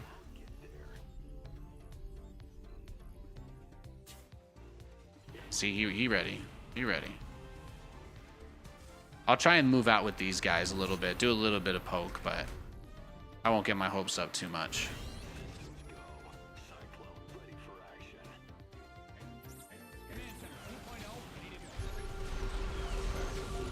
Yes, crazy amount of stalkers.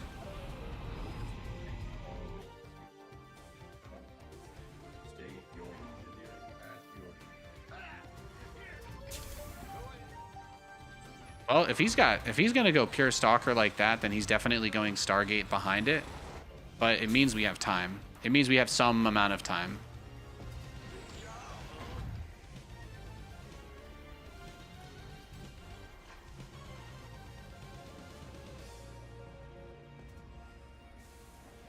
So we'll go. We'll transition.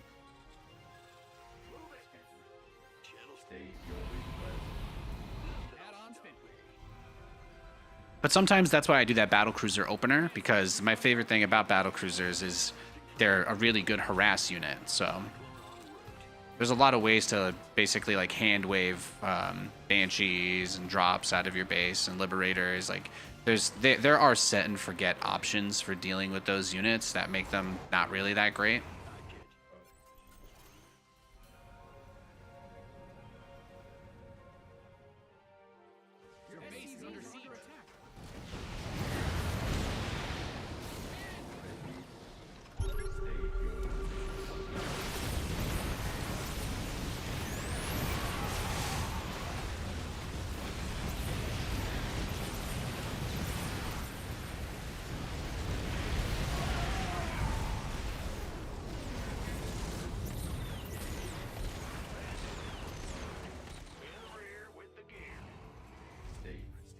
The other nice thing is that in this situation, I actually still have the Mind out a mineral field.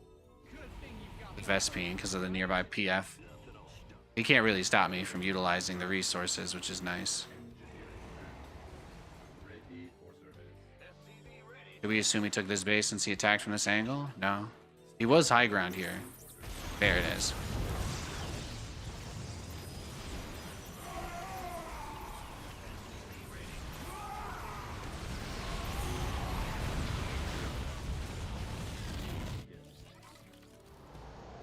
command center upgrade complete. Upgrade ready. Research complete. State your scanning battlefield awaiting orders. Order accepted. Understood. This vessel requires. It's unfortunate, but here we are. Research is ready.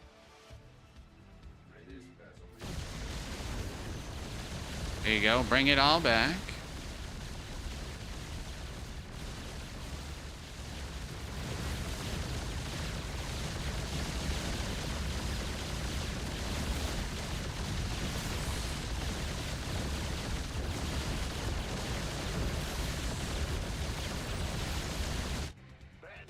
It's a trap. Exhausted that Vespine, guys. All right, they're good. Who called in the fleet? You've mined out some of your minerals. That camera jump is starting to get me a little bit here. It's going crazy. Sorry if the camera looks wonky. That's actually just a bug in this 15-year-old game. Starts to jump around once you get to late game. We'll let the planet dry.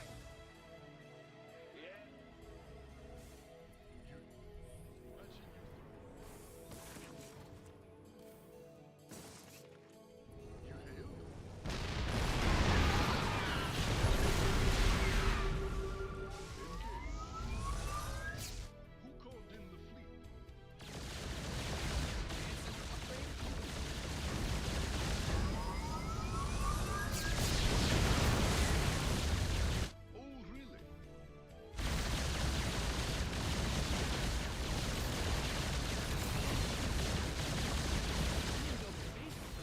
Oh,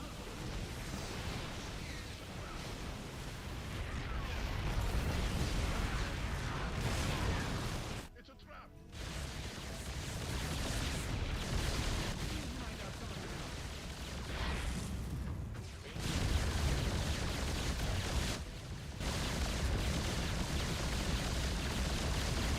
We're having some fun.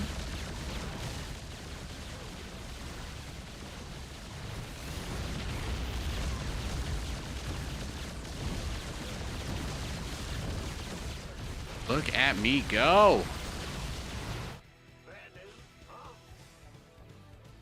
Oh, we've got plenty more command centers where that came from, thankfully. Load another one over. Rebuild, no biggie. We've got plenty. We're gonna have to inch these guys out a little bit further. That's basically the moral here.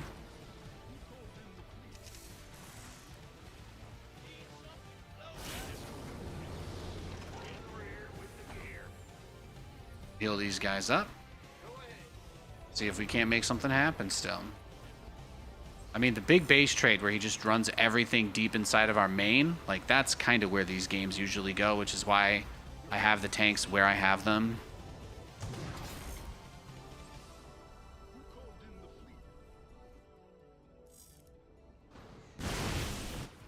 Yeah, and this is kind of the expectation though. Like this is where he goes though.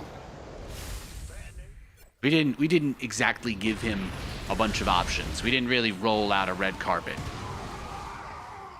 We did no such thing. Yes, Commander.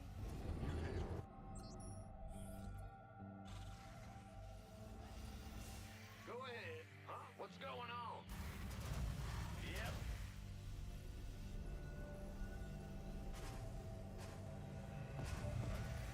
Upgrade ready. Moist.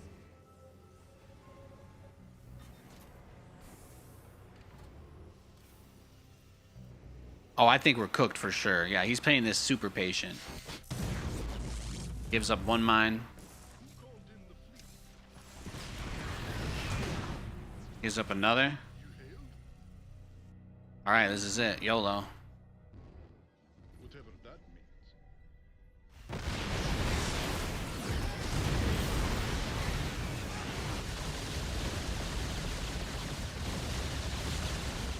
Base is getting blasted. Yeah, I mean that's where it went. That's where it went, and that's where we are.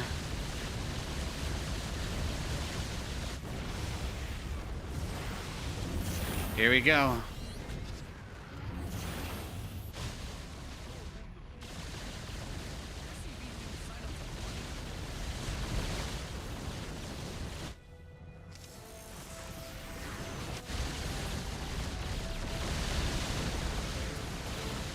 Do you actually even have that much?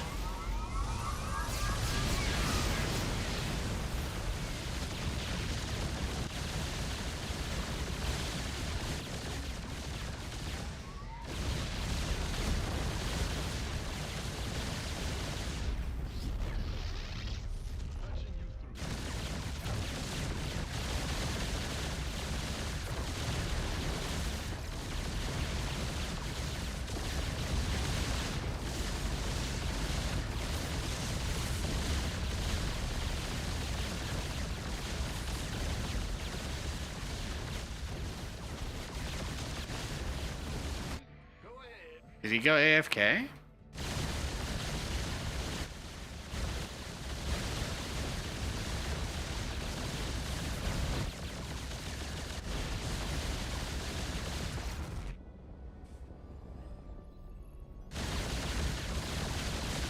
Does he have this base? He does, okay.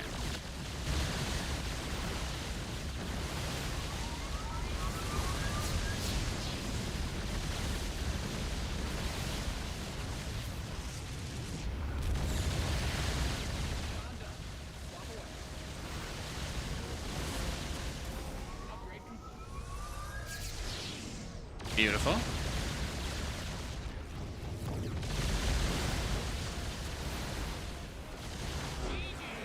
Beautiful. Beautiful. We love to see that, don't we? Sheesh, Yamato going big. That's what I'm saying, baby. That's what I'm saying. Hit him with that rapid fire. Hit him with that rapid fire, man. That's what it's all about. That is what it's all about. Yeah, he pushed through 4 planetaries in the tank, but in the meantime, you know, the first thing you do is kill the cybernetics core, just in case he only has one, because then he's like super cooked. If they only have one cybernetics core, then the entire time they can't actually make stalkers. So let's just go back and take a look at how that transpired real quick. Let's confirm. Let's confirm the confirmation. How many does he have? Just one. Just the one, actually. And I think he starts the upgrade as I'm teleporting in, but he's not actually going for air. Because I'm like, yeah, he's going to do his big push, and yeah, I could just fight him, and maybe I could have beat him if my whole army was here and fought him, but I'm like, just go. I can't wait any longer. Take out the cyber core. He has no ability to build stalkers. Look at his, let's look at his camera, actually. Because I'm sure he selects his warp gates. Yeah, he has all of them selected. He has all his gateways selected, except he can't. Yep, there it is. There's the cybernetics core. So that's the moment of realization. He's got 3,000 minerals and almost 2,500 Vespine gas. And he loses here. Why? Because I force him into a base trade. That's like what battlecruisers are really good at. You force the base trade, and then you've got a bunch of planetary fortresses, widow mines, tanks, you name it. And what does he not really have? He doesn't really have observers. He has none on the map. So my Invisimines, they're just doing work. See them doobie dirt, something like that. It's beautiful. It really is. Rich and compelling. That's the moment he realized he was effed. That's what I'm saying, man. That's what I'm saying. Not to be all Vegeta or Goku, but that's what I'm saying. I'm going to be right back. I'm going to take a quick break. I'll see you guys in a few.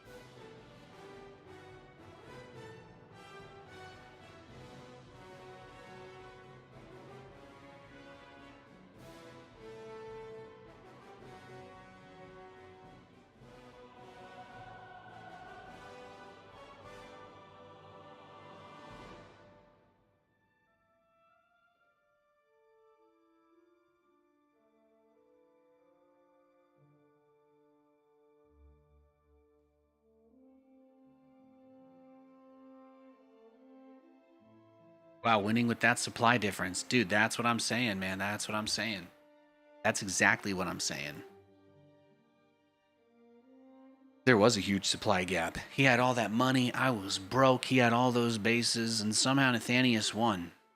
Guys, do you think that I'm some sort of hacker man Jesus who has the ability to win games I shouldn't be able to win through dark voodoo magic that makes me a bad person? Or perhaps I'm just a clever dog.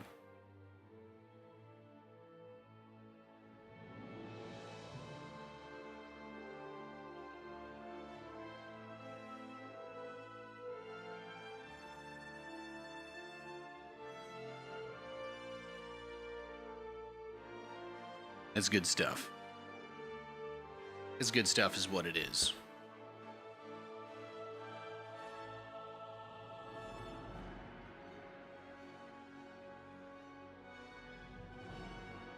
We got a game.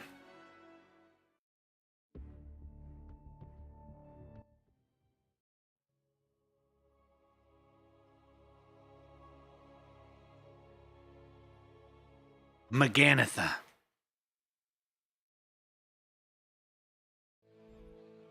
In the rear with the gear.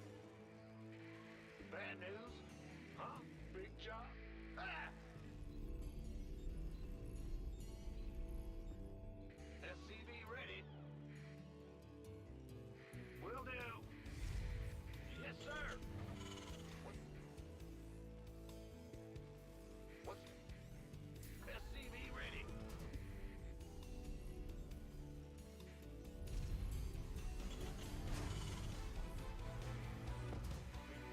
Bad news? What's SCV ready?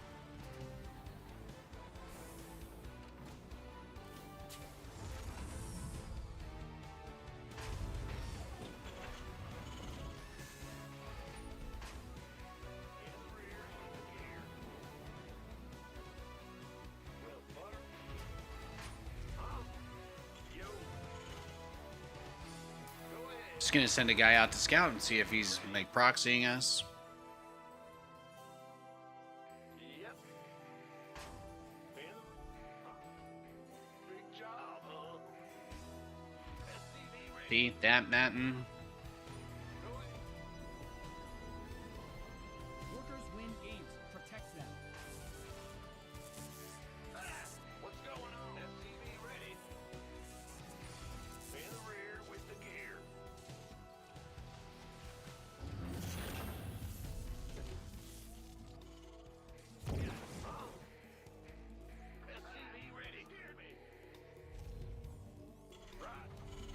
A little slow to the trigger on that.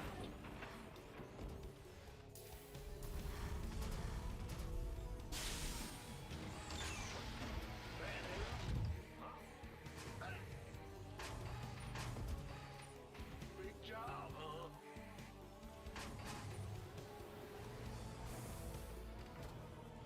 The Grim Reaper has arrived. On the way.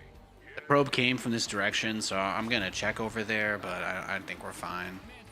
I think it was just a regular scout now. In the rear with the gear. What? You want some? Yeah. Feels pretty kosher. I think we're good. Got it. Add-on finished. The Grim Reaper has arrived. Turn off. What's it worth? SCV ready.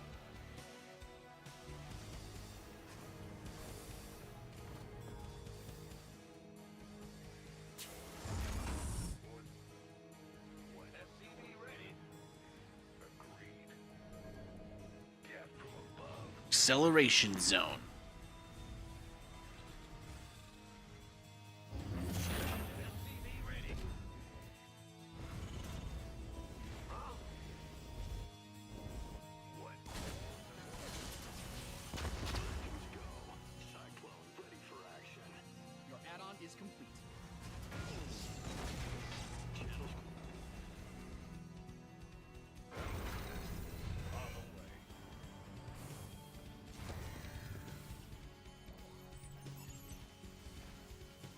Go ahead. SCV ready. Then I can't.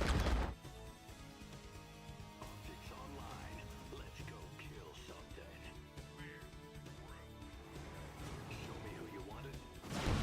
Systems go. Cyclone ready for action. SCV ready.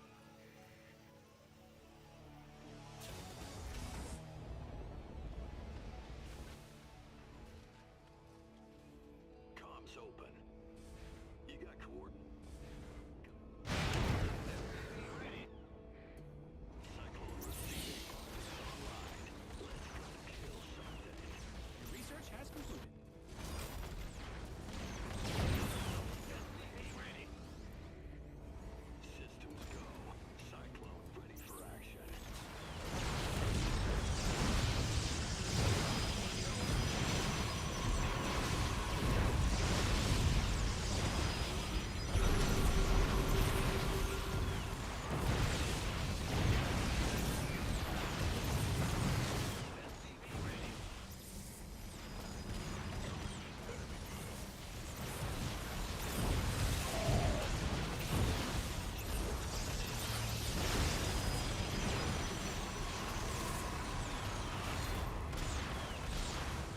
Your base is getting blasted.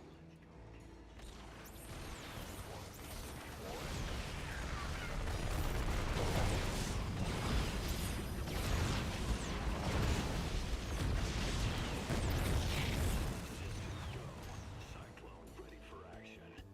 Nothing else. SCV ready. Oh, show me who you want to die. Moving into position. Channels clear, boss. Show me who you want to die. You got inside of Eco. Cyclone receive. Comms open. SCV ready. Ah! Channels clear, boss.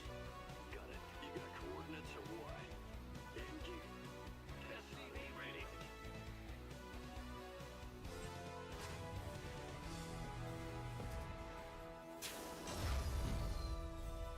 Huh?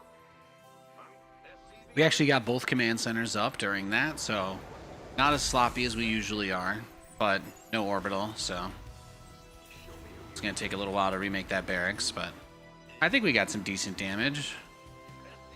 It's hard to gauge.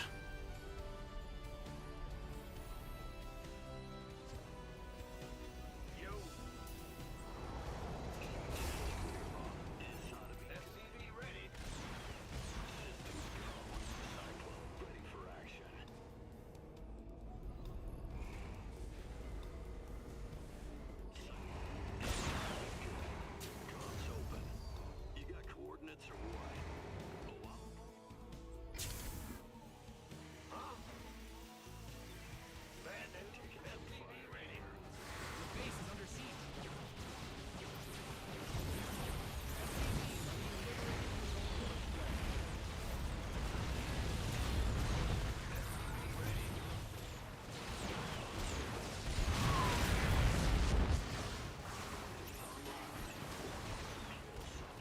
Oh, he's throwing some adepts at me too here.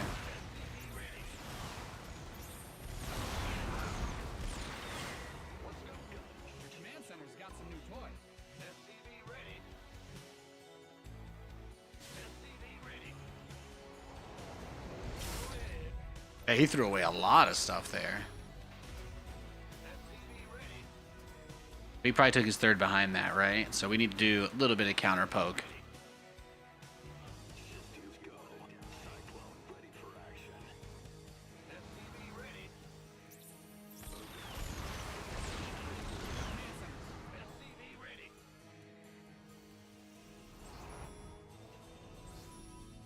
SCV ready.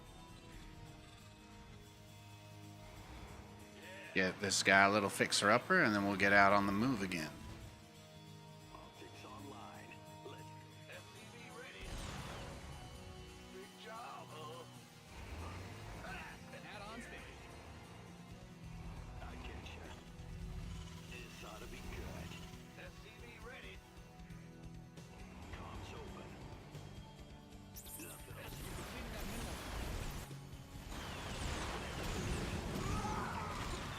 SCV ready. Got a lot of zealots. SCV ready. Let's go. Go ahead.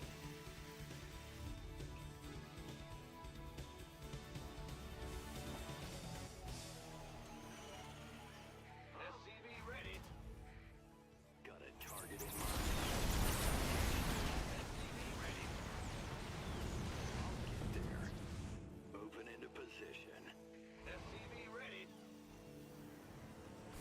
Your SCVs didn't. Opinion on the Balance Council? I mean, it's just clearly unorganized, right? It's just another one of those really unprofessional esports initiatives that create more problems than they solve, right? That's about it.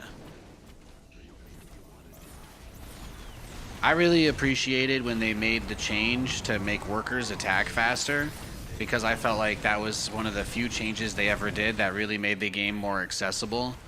But the general approach of patching like 60 different things every update and leaving bugs in the game forever, like, the real issue is that nobody that was a part of that organization felt any accountability for the outcome of their changes. Like, they all just say the same thing, like, oh, it's Blizzard's fault because, you know, we made these changes with the impression that we'd be able to get a bug fix patch out. But, like, clearly, you know, clearly the diligence wasn't really as duly as it should have been. So, you know, just sounds like it was an opinionated group of individuals screaming at each other. That's my impression of the Balance Council. Especially since nobody ever like publicly spoke on their behalf. You just have to assume it was just a mess of people that couldn't put out a coordinated statement.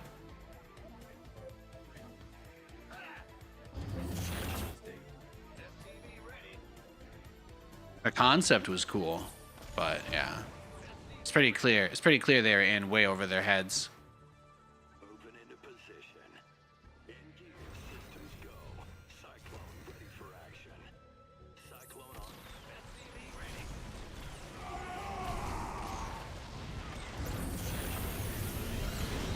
Completed that mineral field.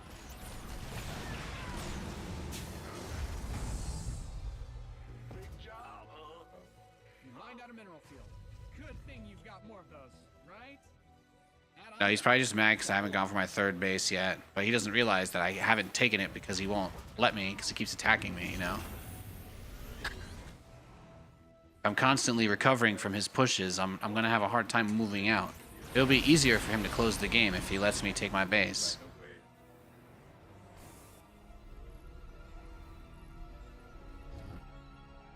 Optics online. Let's go kill something.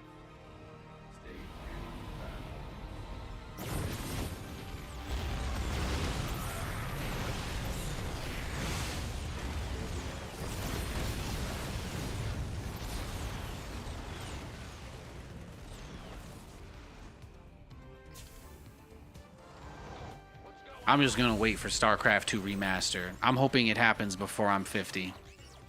That's my timeline. So, we'll see. We'll see. I've realized that people are upset because they expect Blizzard to do something like now, but like we're gonna have to wait for at least the next big macroeconomic cycle to reset. So just with that alone, like there's really no chance of it happening within the next 5 years. 10, you get a little doubtful, but within 15, I think we're good. 18 years, I think that's just the buffer I need. 18 years for StarCraft 2 to get pushed onto Steam or get any type of quality of life update. That's my standard. I don't need a new game. I don't need a new game unless all the people who worked on the first 2 games get together to do it. Otherwise, I don't care.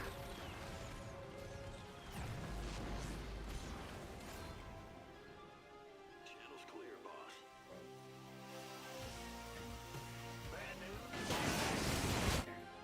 Do I want to watch some rando Gen Z devs grow up and give me their idea of what they think StarCraft 3 should have been? No, I don't really care. I'd rather just play an updated version of SC2 forever, honestly. You've depleted that mineral field. I'm good. Research complete.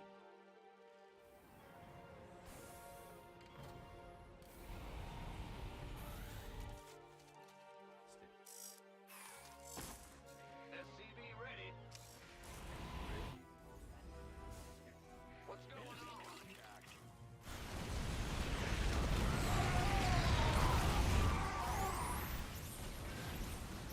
How many times is this guy gonna push me?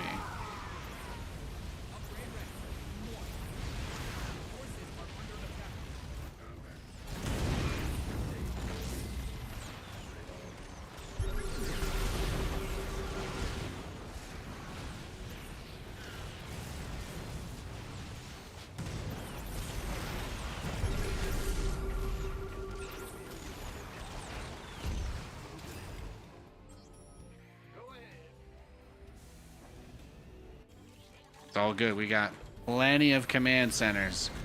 Plenty. If there's one thing we're not running out of, it's command centers. If there's one thing we're not going to run out of, it's going to be them CCs, baby. It's going to be them CCs. Add-on done. Swap away. Your add-on is complete. Huh? Yeah. In the rear with the gear. Gotcha. Find out some of the minerals. He's been doing nothing but non-stop attacks all game. So, you know, let's get it. Let's see it. Big job, huh? Got a target in mind. Yeah, give me StarCraft 2 Remastered on Steam. Thank you. All they have to do is use whatever AI code interpreter they have to port this bitch to DirectX 12. Whatever it takes. Alright? It'll be the first game. It'll be the first game to get a full platform port by AI. That's it, guys. They'll spend $10 trillion. They'll feed it to a giant model and they'll say, port this bitch to DX12. And if they succeed, everything will be great forever. That's the plan.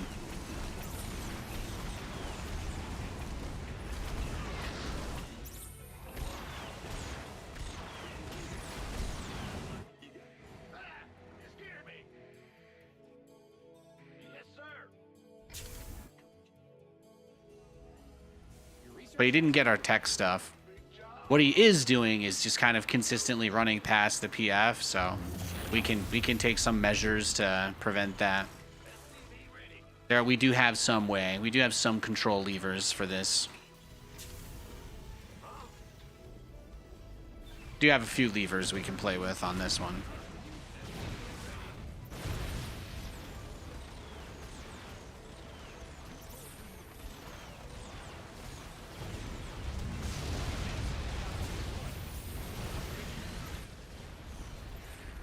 Find out a mineral field.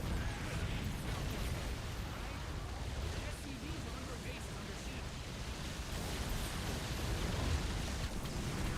Yep, see? See? It's all good.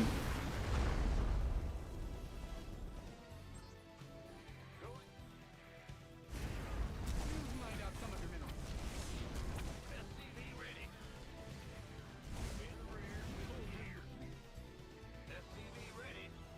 You see how many times this guy's tried to kill me?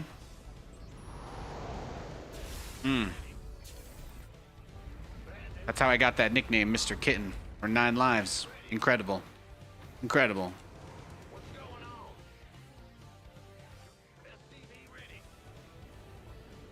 Guys are depleted. We've bled the planet. That guy was actually empty. That's fine. We needed the workers anyway.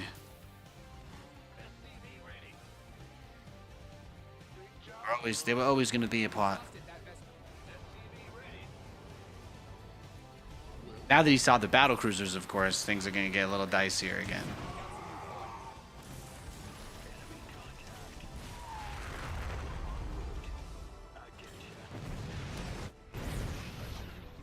Okay, give me your lots, brah. Baby, that's alright. Yes. Oh, really? Patching you through. You mined out a mineral field. Good thing you've got more of those. Think right? I'll just call it a day.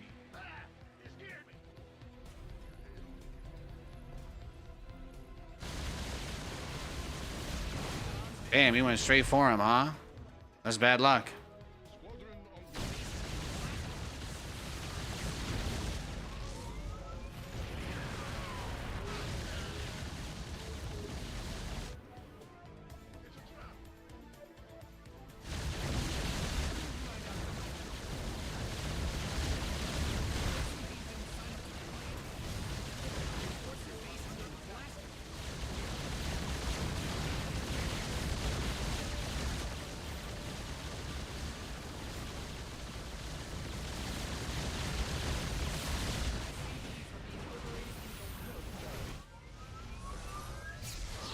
It's a trap. It's a trap. Who called it?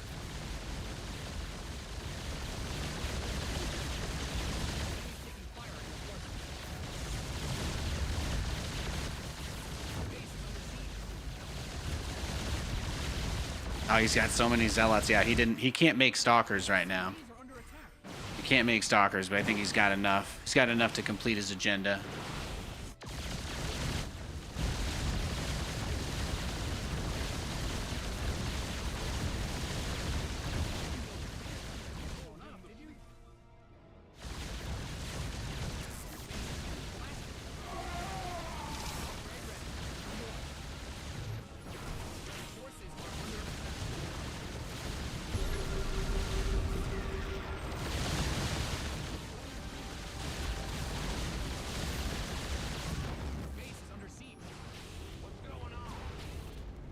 What is it? Yes.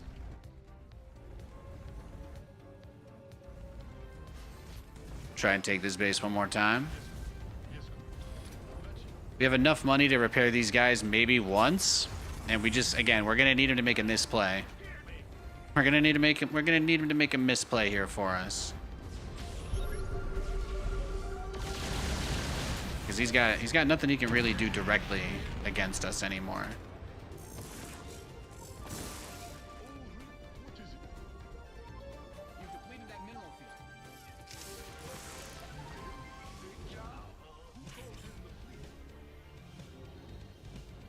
Yes, Commander.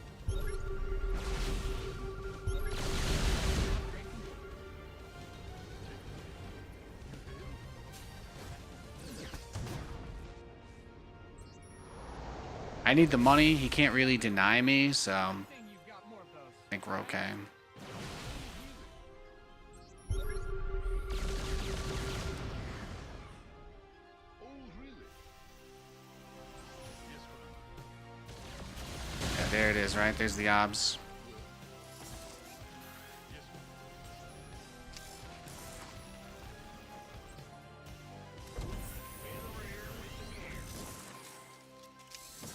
The enemy's taking fire at your forces. what is it?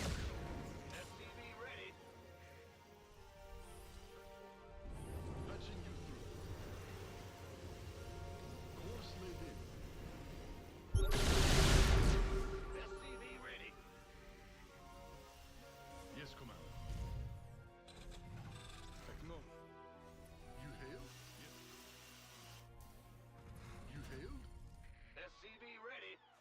See it?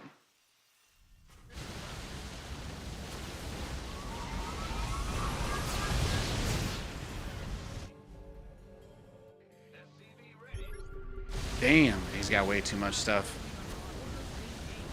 I don't think we can do it, boys. I don't think we can do it. GG. Sick tower play. Thank you. I tried. He was a tough opponent. He was just attacking me nonstop from the beginning of the game. That's what you like to see. Yeah, it was good, Carlino. How are you?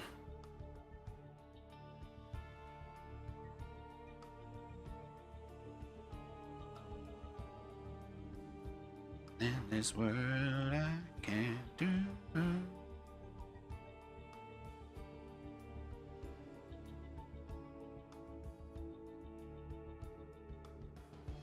Oh yeah, I forgot to mention, I actually finally got Snorlax EX from the EV Grove set yesterday. That was one of the only ones I was missing. I think I still need 2 to make a deck with it, but I was happy to get at least 1. Oh, and Sauce Gardner also extended for 4 years today. So the Jets re-signed Sauce, the Jets re-signed Sauce, the Jets re-signed Garrett Wilson this week. That's been pretty nice. That's been pretty nice.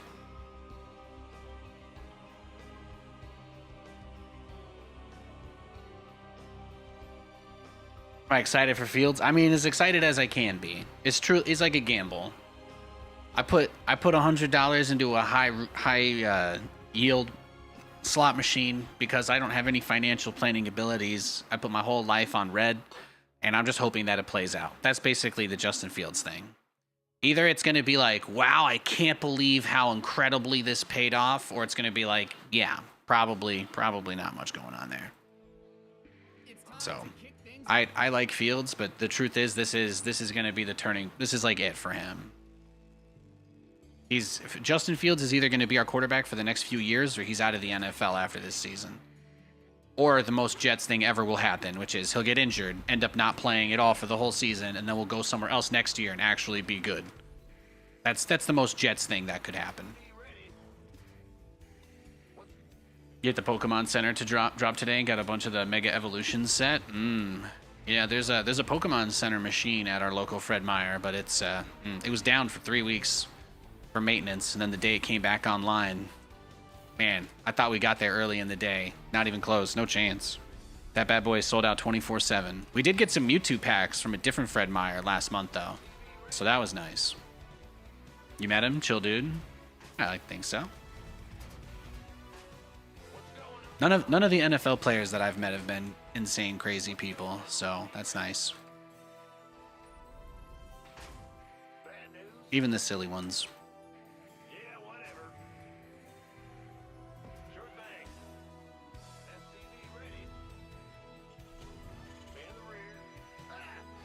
People are crazy about Pokemon cards. Yeah, man. It's good stuff. Too many normal people got into the stock market. So now, like, over half of all trades, even on SPY, are to non-lit exchanges. So people chasing them gains. Gotta find gains somewhere. Are Pokemon cards the last market that you can't fail to deliver in? Who knows? Where buying something means you actually own it? It might be. It may be the final frontier. I don't think we've seen a major company replace buying cards with digital versions that don't have any physical backing yet, right? We're still in the good place. We'll see though.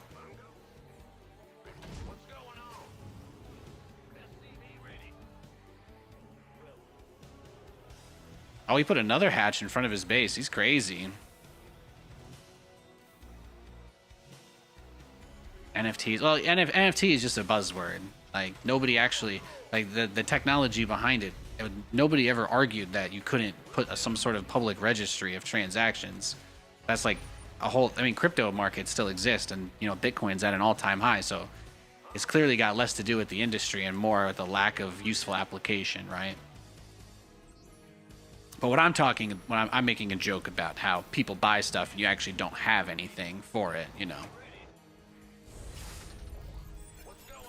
In that hypothetical scenario, you're actually still supposed to.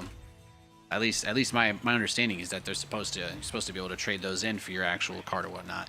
eBay and PSA actually already do that. You can send in your physical cards to their. They have a bank.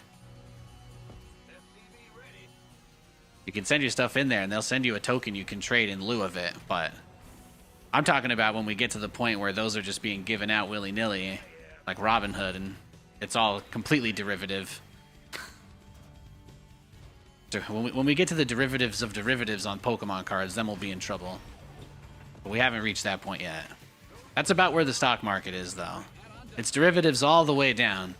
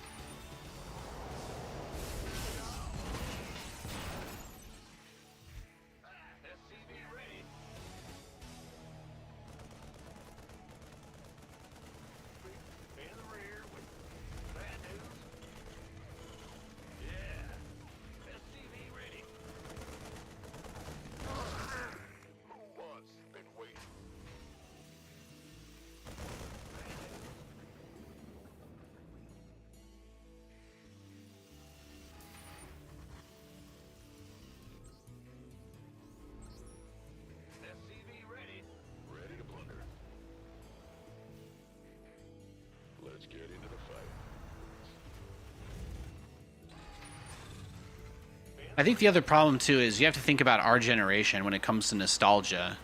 Like if you're an early 90s kid, you're someone that was born and grew up during all of this. A lot of those things that you used to like, you know, you basically were playing Nintendo or Sega games, and Sega is not really a platform that exists much anymore.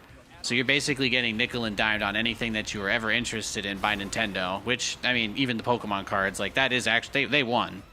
They won, but most everything else is some sort of thing that you can't really own, or it's something super nostalgia driven like that. But a lot of us grew up with digital stuff, which is something new that no other generation had. So like a lot of us are in this position now where a lot of our favorite stuff is just like games and shit that get re-released. You're gonna be forced to rebuy that stuff you used to love as a kid forever. And you know, as soon as they figure out a way to get DRM working better inside the CPUs of computers and shit, you know, it's going to be a lot harder to do some of the other things that people enjoy the luxury of. That's what these guys are trying to do anyway. People want things that they can actually buy and have and own. I think that's got a good aspect of it. Whether you think Pokemon cards are silly or not, it is fun to go to the shop with my wife and find a pack and open them together and look at everything we have and take any of the ones that look nice and put them into sleeves. And that's it's a nice thing to do because we actually have that. We actually have that stuff, you know. We could look at it whenever we want, and there's no weird stipulation about how it ceases to exist if this company's website happens to go away forever, etc., etc. And how much stuff can you say that about these days? The entire planet of gamers literally just depending on the goodwill of Gabe Newell. Literally just hoping he never has a Joker-esque one bad day. That's it. The entire gaming industry literally on the weight of one man's shoulders. Because nobody else is capable. Nobody else is capable without the greed. It's remarkable to think about.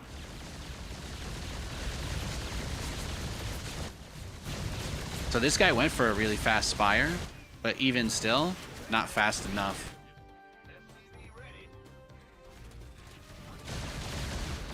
Like, he'll get Corruptors. I'm sure of that. But I no longer really have to worry about much else, so.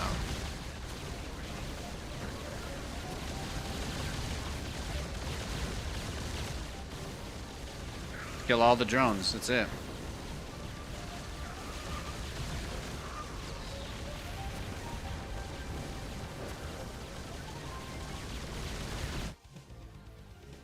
Like, yeah, he killed the BCs, but I killed like 60 plus drones, so we'll see.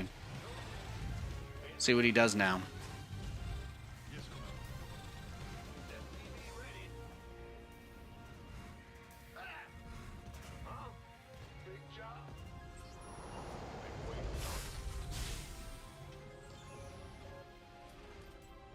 At this point, we just secure our economic advantage and convert it into upgrades, basically.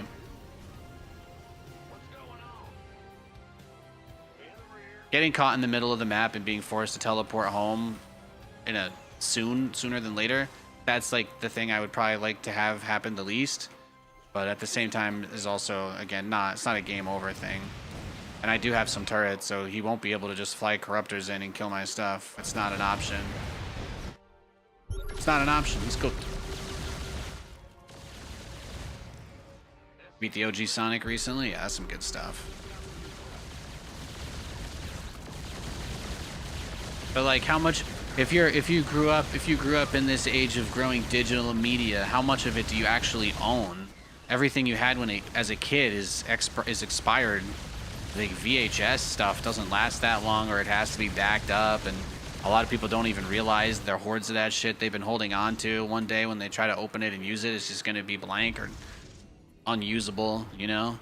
So you're either really working hard on preserving your super old stuff and porting it forward every chance you get, or you're buying the improved quality, newer releases of the same thing out of convenience. But either way, you don't have a lot of ways to actually really hold on to that stuff. Think about all these people that are Pokemon fans. Like, do you think all these people are buying old Game Boys that have to be maintained or upgraded or modded? Or you really think they're all out there buying mod retros for $200 a pop? No. Maybe people with money are, but like, there's not a lot of accessible ways. So you got plushies, you got cards, and the cards you can actually sell to other people. And the best thing about Pokemon is that it doesn't matter what your favorite one is, because there's a bajillion of them, so there's always somebody that's got somebody as their favorite. Which is another thing to keep in mind with that. It's another reason why it's a good market. I could open up a really, really, really rare card and not care at all about selling it or getting rid of it or whatever, because it's not one of, like, the 6 Pokemon that I happen to personally really like. Which is something, again, something to always keep in mind. Look at that mass Baneling smash. I went for a super Baneling smash there. But now I have a lot of BCs. We're gonna have to make some more command centers, is what I'm hearing. What I'm hearing.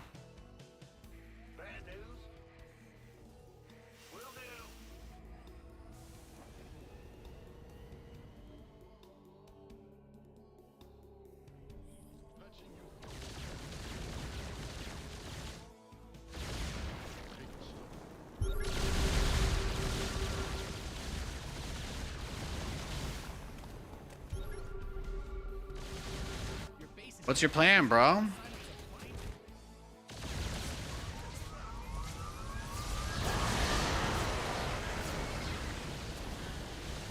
Yeah, my battle cruisers are upgraded, so tragically difficult situation for the gamer here.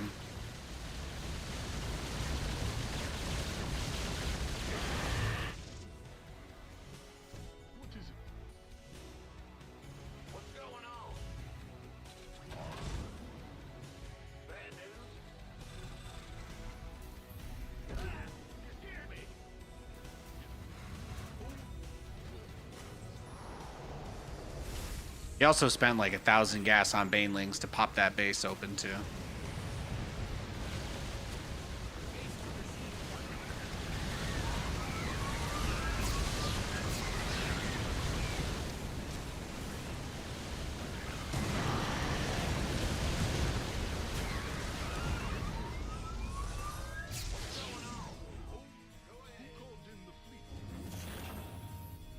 Yeah, baby.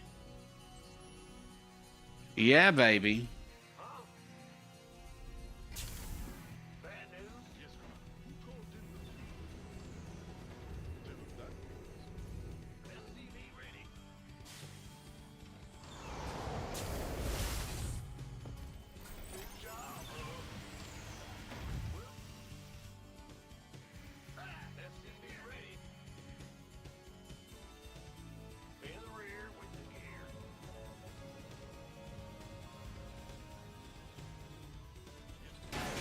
How many SCVs you got, Nate? We're at the limit.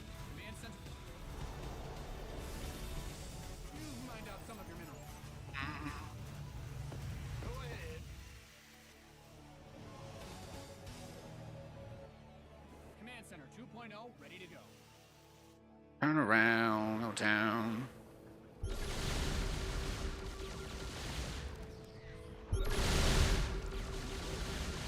Let me mop up the map here real quick. I'm a generous guy. Generous guy like that.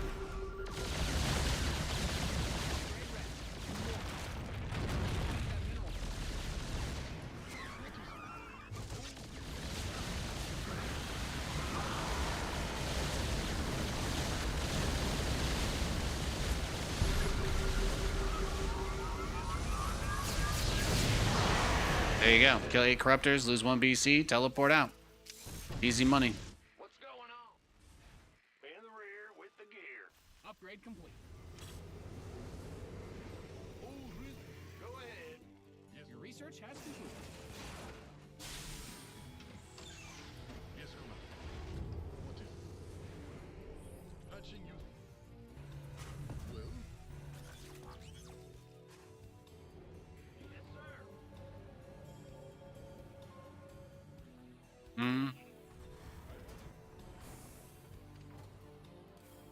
Ooh, look at that. Got his Banes.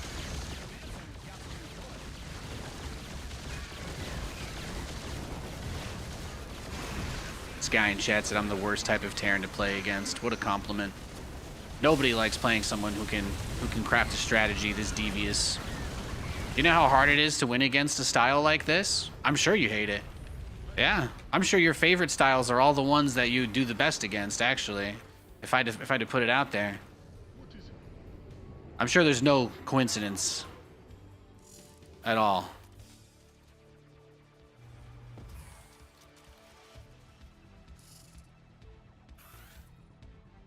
You hailed? Who called in?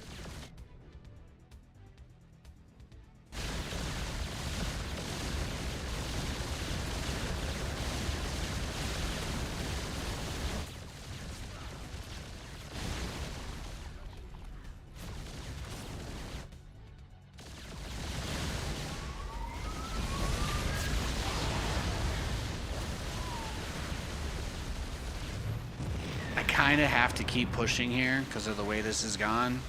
So the idea is I'm just going to try to avoid the burst on that and just get him out as he attacks them, but I might not be able to save any.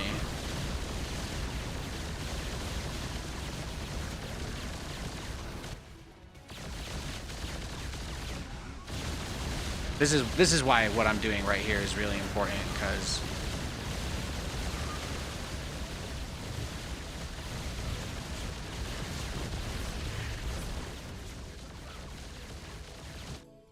Go ahead. Who called in the fleet? Oh. Well? Patching you through. Mind out a minute.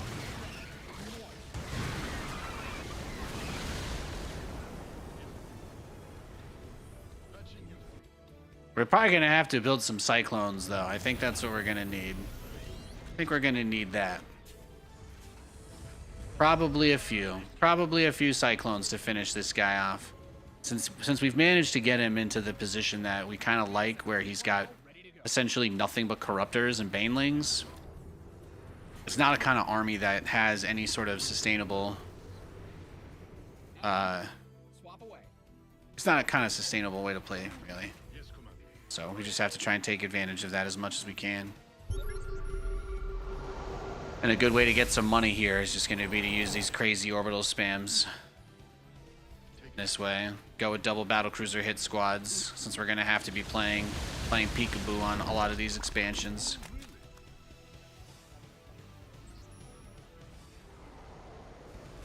Yeah, see, he's just waiting with that drone, that's all. He's waiting with the drone there.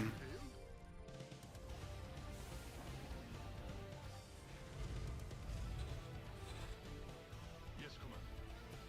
Well? Yeah, see, as soon as the BCs move, he clicks immediately. Did you guys notice that? The second I clicked the BCs up, he immediately went for it. Am I shocked? No, not at all.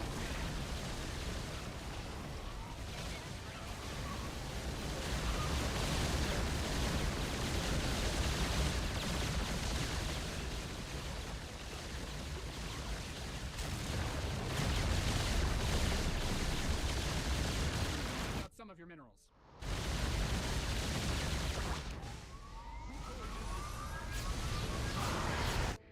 Trade one for a few. Gotta take it, right? We gotta take it. Waiting to state your request.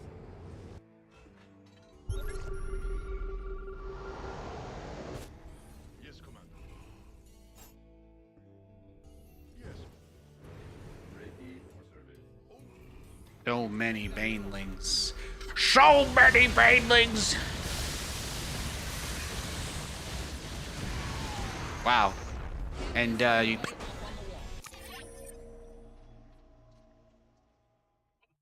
Yeah, I don't... What do you say to that? Whew. That's nuts.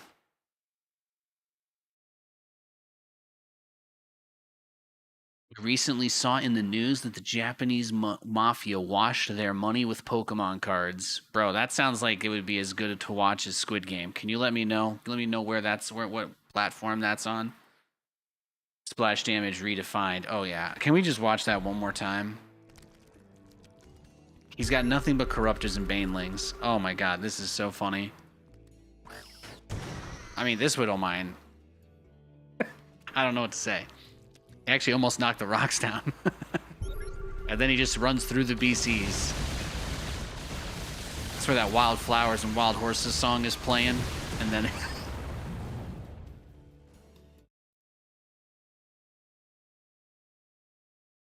That's rough. That's you know, that's tough. That's pretty difficult. I need to grab myself another beverage because I'm out of water. I've got nothing up here, and I'm laughing. I'm having too much fun. My throat is hurting. Okay, guys. Please don't make me laugh to the point where I'm taking physical pain. That was great. Thank you. Thank you. I'm just here to give you guys a good time, all right? I'm a 15-year expert and veteran of the game. All right? I'm not an 18-year-old kid trying to get to the top of the ladder, you know? I'm just here for the good times and the open bar. So let's not forget that. We'll keep it on his vision here. What did it look like from his perspective?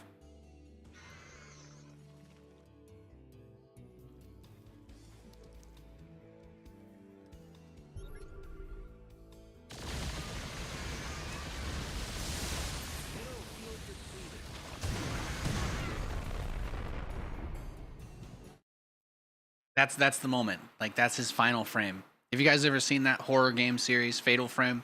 It was like that, but final frame. Okay, I'm gonna grab myself another bevy. I'll be right back. Love you guys.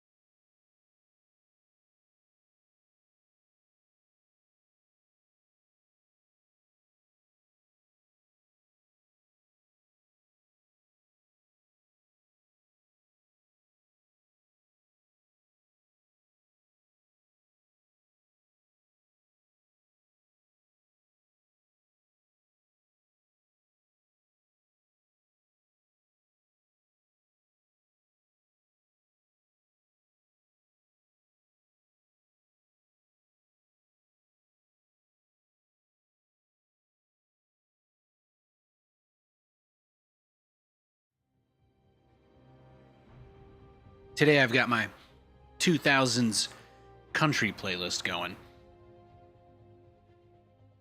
It's been a nice chill day on the ladder. Did that say 53 banelings? It may have, yes.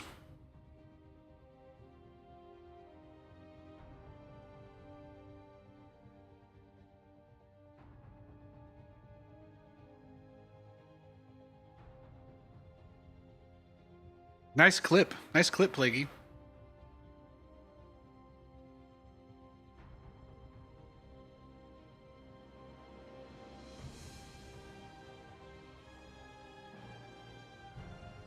I grabbed a water, and I forgot that we got a thing of bread this morning when we went to grab the ice cream, so I'm set. I forgot, I didn't really eat today, so I think I had 2 bites of chicken this morning, so I'm keeping my energy levels up for you guys. This is for you, actually, really. This is actually for you. I would jam it through the camera, but I actually think that would be classified as felony assault.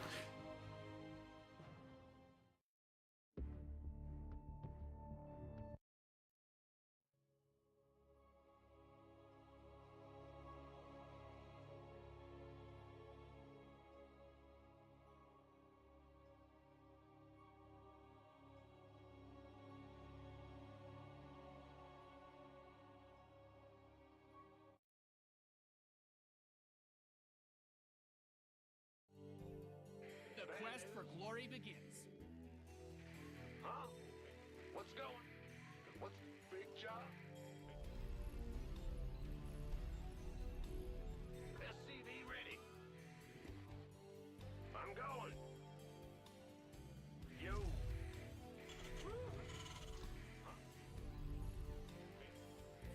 SCV ready. Huh?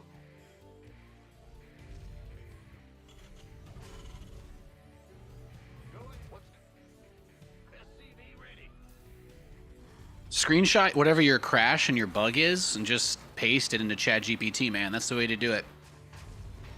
Best troubleshooter of all time.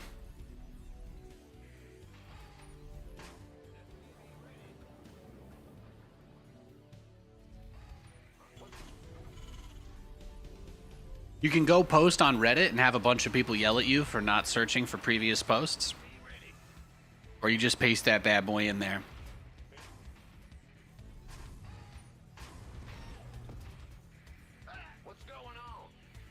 It did not have any creative solutions for the mouse jump bug, however, in case you guys are curious about that. You scared me. SCV ready.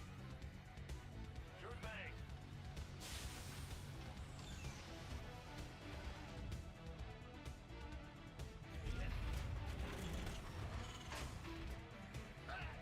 Go ahead.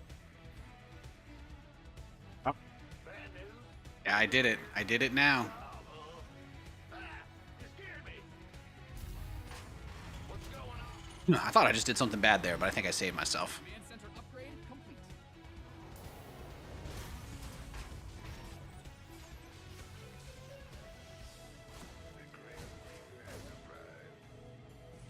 Nothing I can't handle. SCV ready.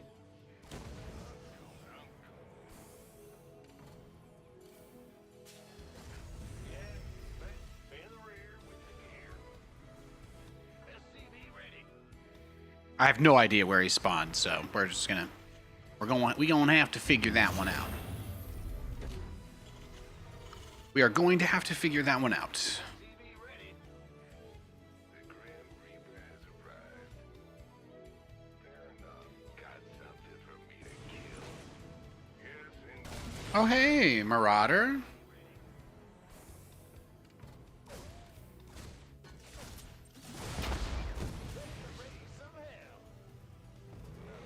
Fantastic.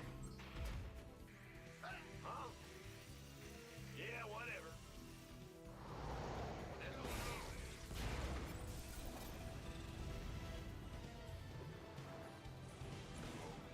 I guess he builds Marauders because he expects people to go, what?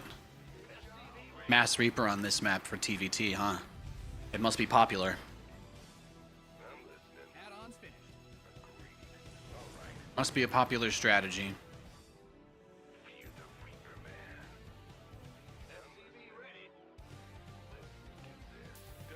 There's the planetary on the natural. Ay, ay, ay. Yeah, psychopath. So what, he's doing my battle cruiser build? Is that it? You didn't build your base just for it to get blown up, did you? Yeah, I think we're cooked, actually. GG. Yeah, I just wasn't ready for that at all.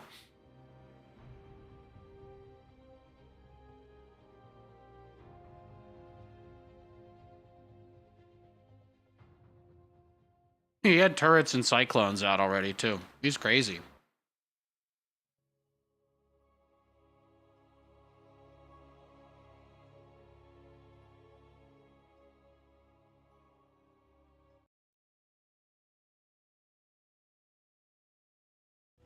Yeah, Marauder first with planetary natural. Nah, he's crazy. He's crazy.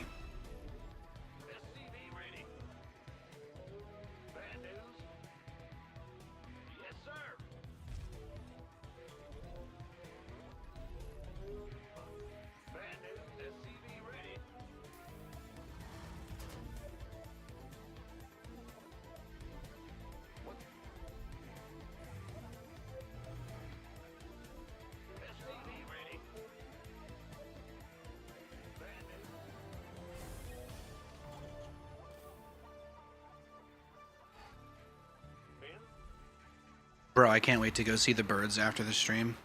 Can't wait to go check out the birds. It's gonna be really nice. I got so many pictures of the little ducks. They were walking around with their little babies in the pond. It was so freaking cute. But I've already been posting nothing but bird pics on my Instagram, so I'm like, do I need to try and mix it up? You know, do I throw a thirst trap in there? I don't know.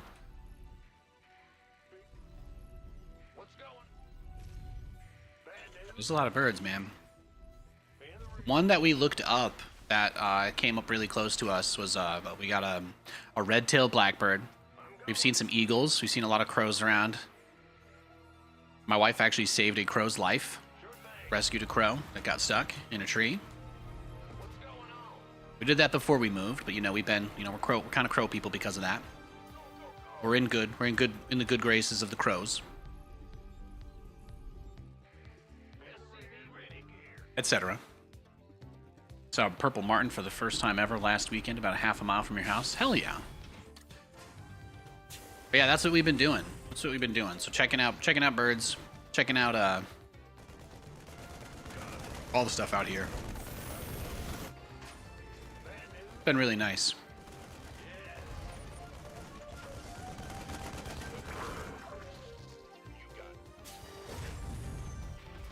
Yeah, little dude got stuck in a tree.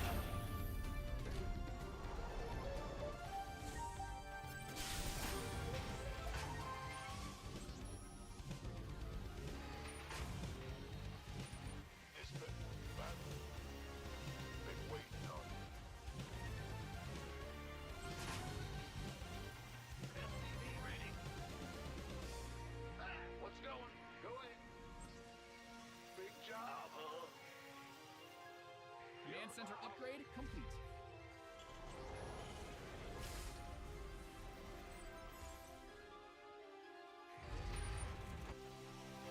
Is there a joke about murder here? What's the joke?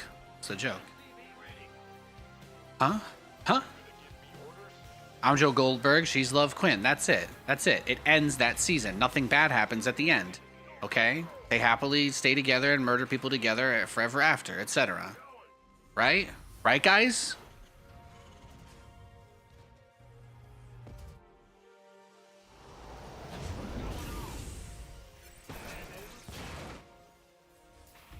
Your add-on is complete. SCV ready. Big job.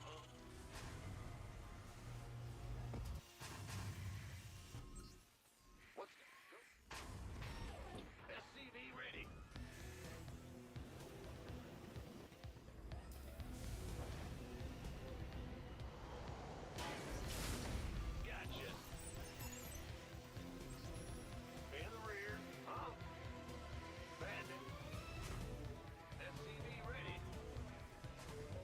The Banana Man.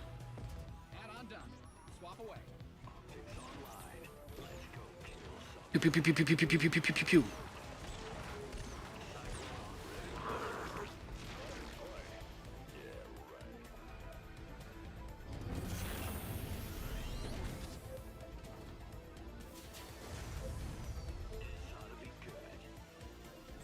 What's going on? We hear you. SCV ready. We're almost there. You ready for war? Let's get into me. Transformation. Let's get into the fight. Yes, indeed. SCV ready. Channel's clear, boss. You got coordinates? Fighter. This ought to be good. SCV ready. Certainly. He's a greedy boy over here, huh? What's going on? Transformation systems prime. He's taking all the bases. This map is kind of huge, huh?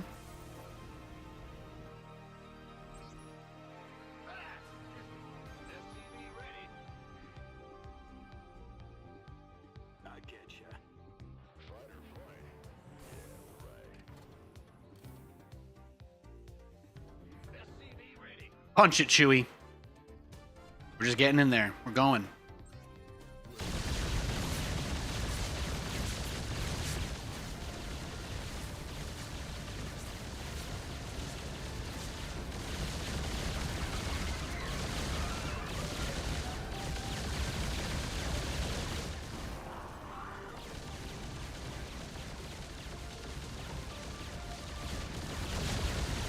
Hey, queens are expensive nowadays. That's what Reddit says.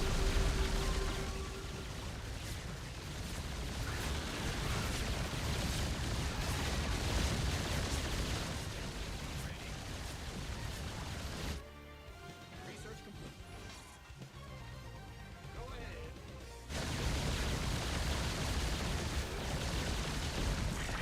SCVs didn't sign up for it. Well, you got to close the door, Nate.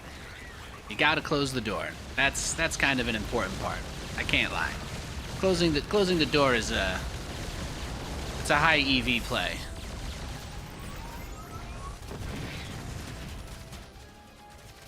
You gotta close the door.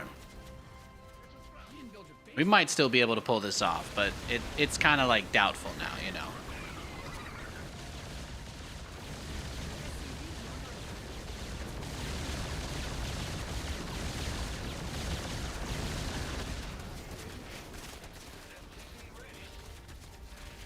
It's a trap.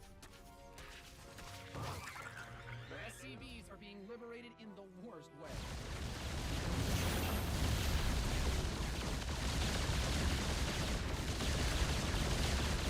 SCV ready.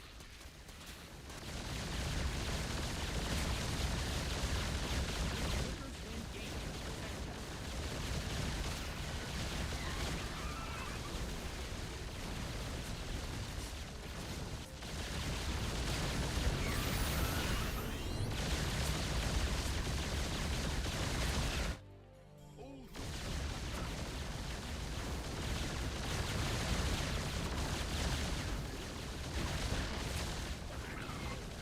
engaged.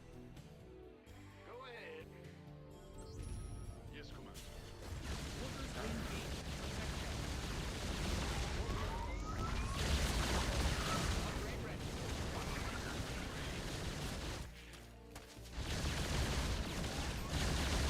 Your base is getting splashed. What you gonna do?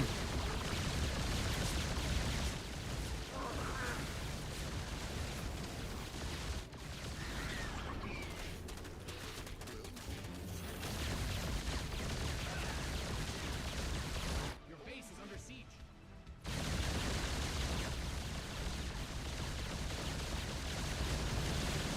That's right. That's right, Banana Man. You're goddamn right. Don't forget it. Don't forget it. Don't forget it, baby.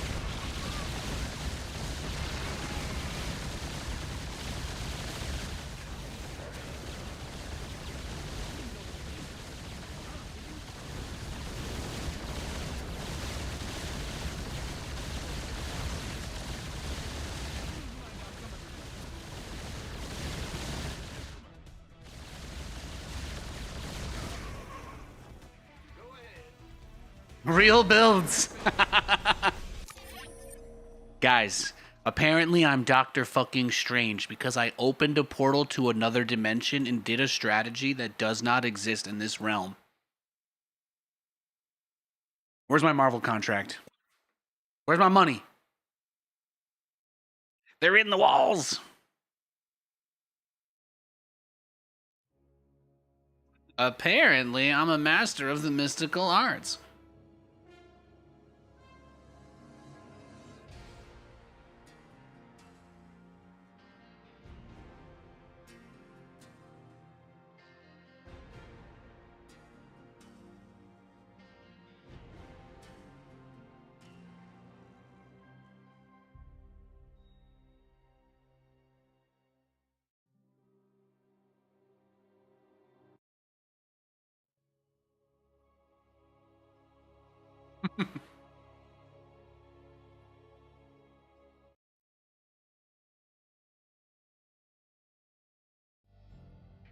It's time to kick things off.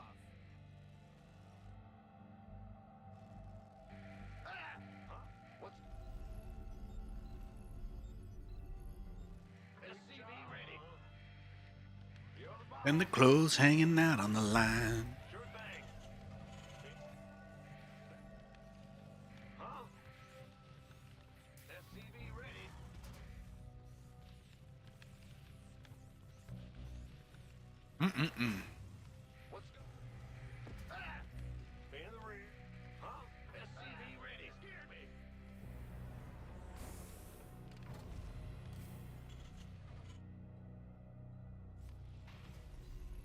What's going?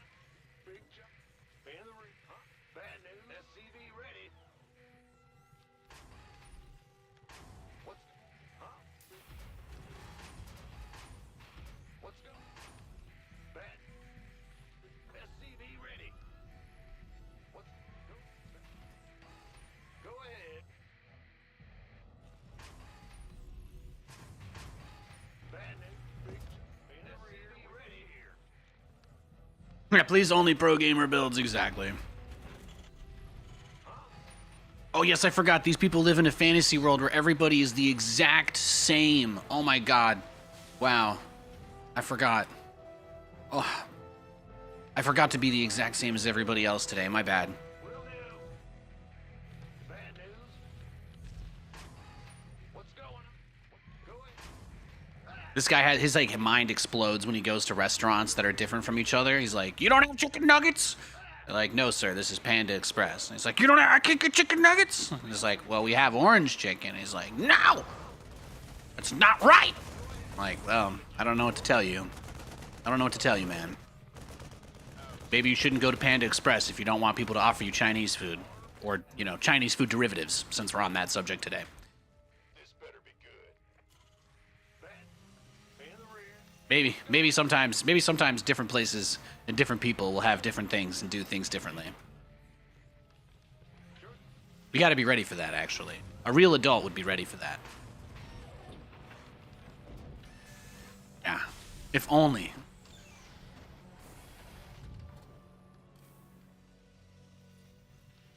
Bad news. Yeah, he's the guy that complains that no one speaks English when he goes to another country. Exactly. What's up? Been waiting. Command center upgrade complete. You're playing backyard pee-wee football on Thanksgiving, and he's telling you, he's criticizing your spiral, you know? He's getting technical about your throwing motion. Look, you're doing it wrong.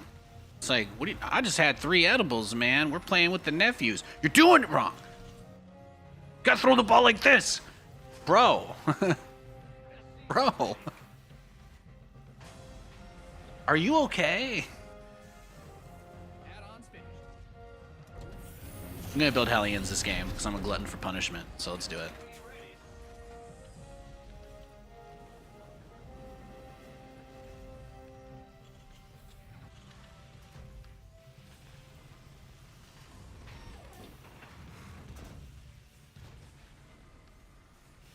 SCV ready. Yep. Your add-on is complete.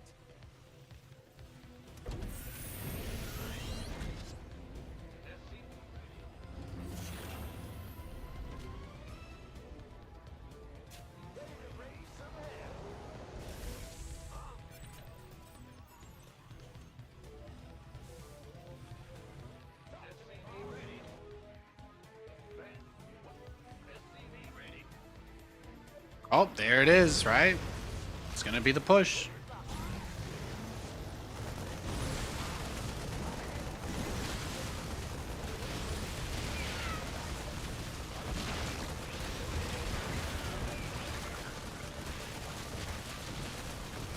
I think we might be cooked, boys and girls. Big all in, GG.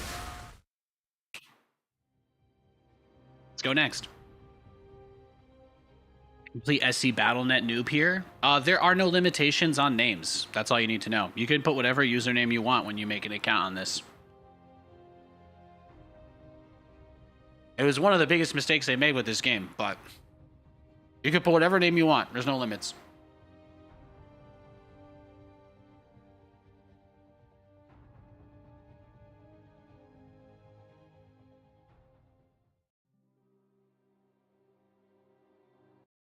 Yeah, one of the biggest ways that people like hide their identity so they can win games more easily is they all just use the same name. That's why there's a lot of people, if you watch, I played a few of them today, but there's a lot of people who just make their username LLI. So there's a lot of people that do that. They kind of try to like hide by being obscure and unmemorable. Because there are people who believe that winning 1v1 ladder games of StarCraft 2 is that important. It's a big deal. It's a big deal to some people.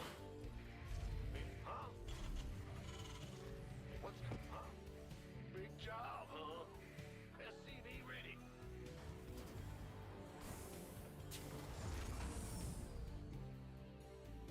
Yeah. What's going? Bad news? SCV ready.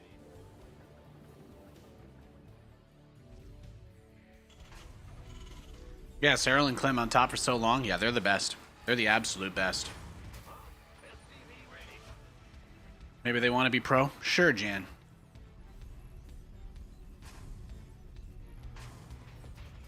When you play in tournaments, you have no name, right? I know.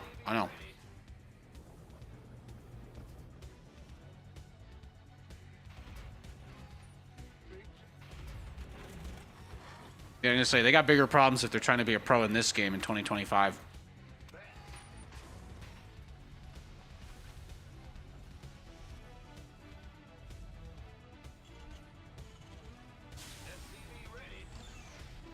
I guess they're just practicing for Warcraft 4, right? Yes, sir. Yeah, whatever. Go ahead. What's going on?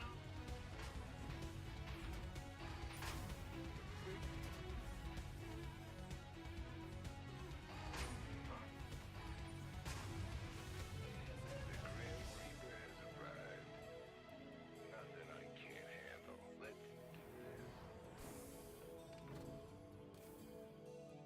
agreed. I'm going. Fair enough. SCV ready. What's it worth? Oh, death from above. What's it worth? Thanks for hanging out with me today, guys. I really appreciate it. Hope you had a nice time. On the way. All right. Been playing some pretty fun games. Playing some pretty fun games on the ladder. I definitely feel like these maps have given such a refreshing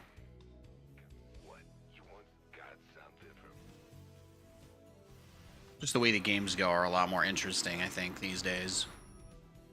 SCV ready. Ready to raise some hell. The Grim Reaper has arrived.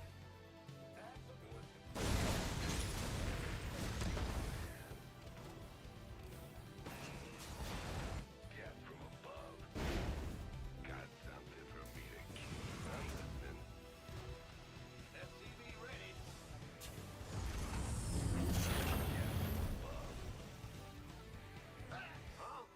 Add-on done. Ready to raise some hell. SCV ready. What's going on? Bad news? The difference between the first and 121st in-game ladder is just a few different colored pixels in the end. Yeah. The reality is, you know, if you think about anything, nobody who is successful is going to tell you that you can force yourself to do something you don't enjoy and get crazy good at it and be happy. It's not really a thing. So, while it's true that the person who hides their name may want to be a pro, the reality is, if they can't be good enough to make a name for themselves with an actual name, they're probably not going to be good enough to make a name for themselves without a name. That's all.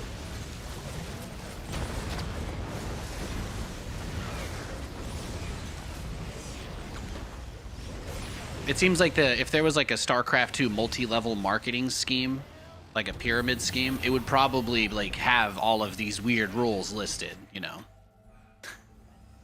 These would all be like very clearly carved out aspects of it. Everybody has the same name. Why do we use this name? Because this name prevents people from countering your strategy in advance. Oh, because in tournaments, all your builds are always hidden, right? Yeah, that's the thing. Because these people don't know anything, they actually believe that. Like, they delude themselves into thinking that all these things that they do to make the game easier for themselves, they delude themselves into thinking there's a greater purpose so that they don't have to think about, like, how fucking dumb it is to play as a barcode all the time. Who called in the fleet? Add-on's finished. As long as they can justify it in their head to themselves, like, you know, the bubble stays, so. Command Center 2.0 ready to go.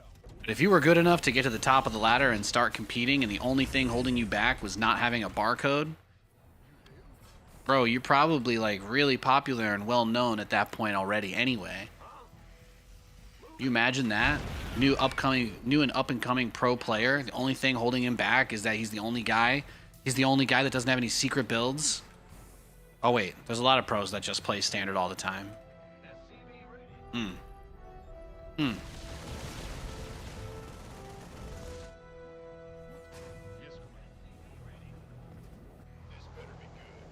This guy looks like he's gonna do the big Raven tank push. Your research is SCV ready.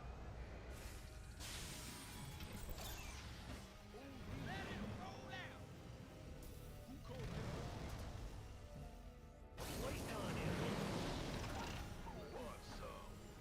46 seconds and my BC can teleport again.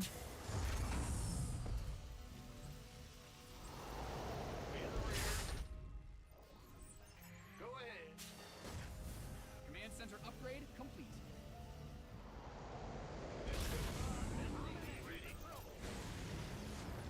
Daylight's burning. This guy's doing some try-hard stuff. He's got his units spread all over the map. He's playing for that big vision. He's playing for that big vision. Coming through. Yes. You hailed? Ready to roll out. SCV ready. SCV ready. Are you ready for this? Make that mineral. Yes, Commander. SCV ready. Yes, Commander. SCV ready. Take what you can get, right? All right, GG. Hey, sometimes people are just ready for it. He scouted, he countered it. We go next.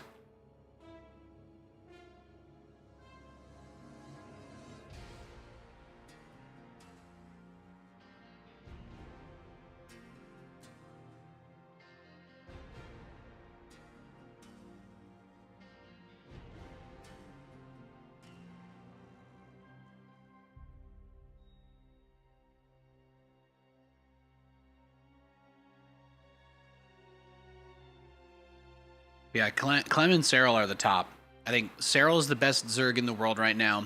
Most people think Clem is the best Terran in the world, and then Hero, CJ Hero, is the best Protoss in the world. Those are like the big three. I don't know if people still try to copium the Max Packs thing since he doesn't actually play in real tournaments, but I don't see him in the discussion anymore.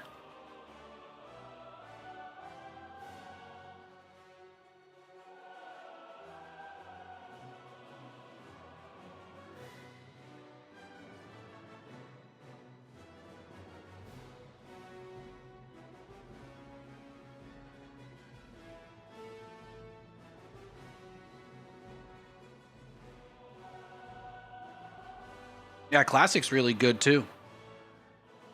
I wouldn't put him over Hero personally, but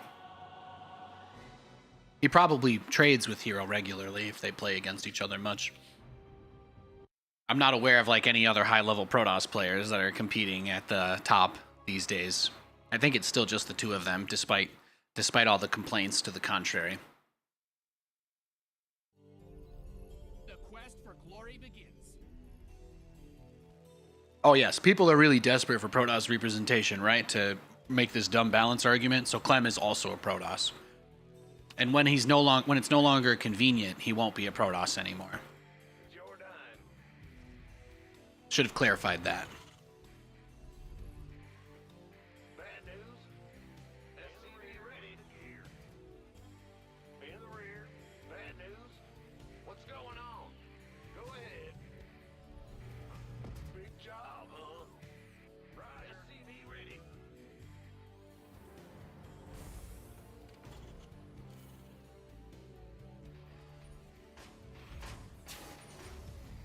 Huh? What's going on? SCV ready.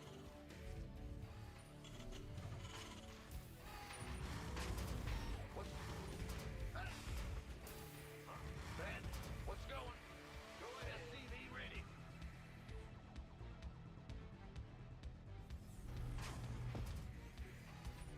Huh? SCV ready. Huh? What's go? Go ahead. Ben. SCV ready. Your boss.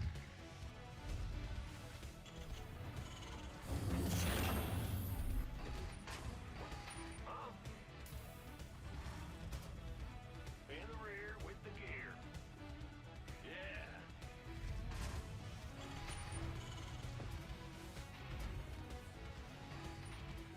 Command center's got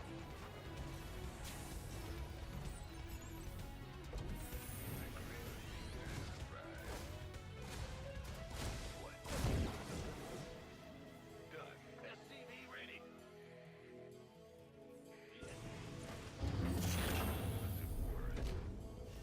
What's going on? Huh? Fear the Reaper. Got anything else? Be ready.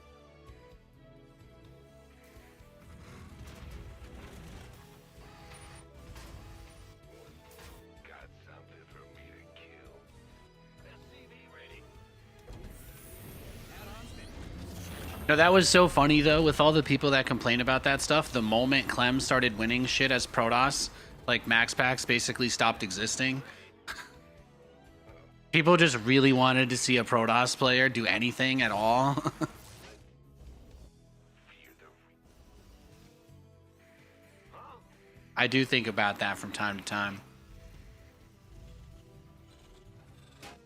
Got something. Your base is getting blasted. SCV ready. Systems go. Cyclone ready for action. Add-on done. Swap away. SCV ready.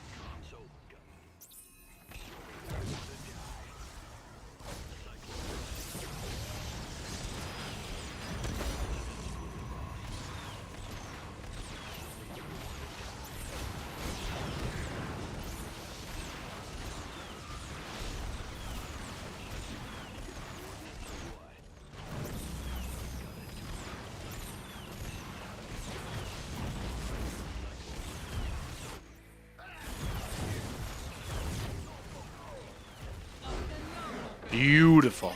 These SCVs were all AFK. They didn't even follow the Cyclone over after they fixed them. I could have lost the game because of that. So things worked out pretty well for me there. Honestly, I got a bit lucky. I definitely could have gotten grabbed by the probe pole. A surround there would have been devastating. I'm just counting my blessings. I'm just counting my blessings there. Not too shabby. Not too shabby at all. You love this build? Hell yeah.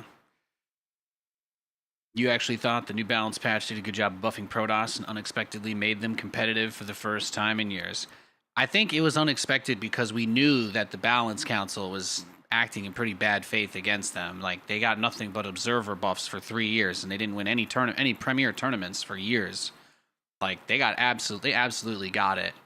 So, like, they were, like, trying to come up with another creative change that would not actually translate into anything useful.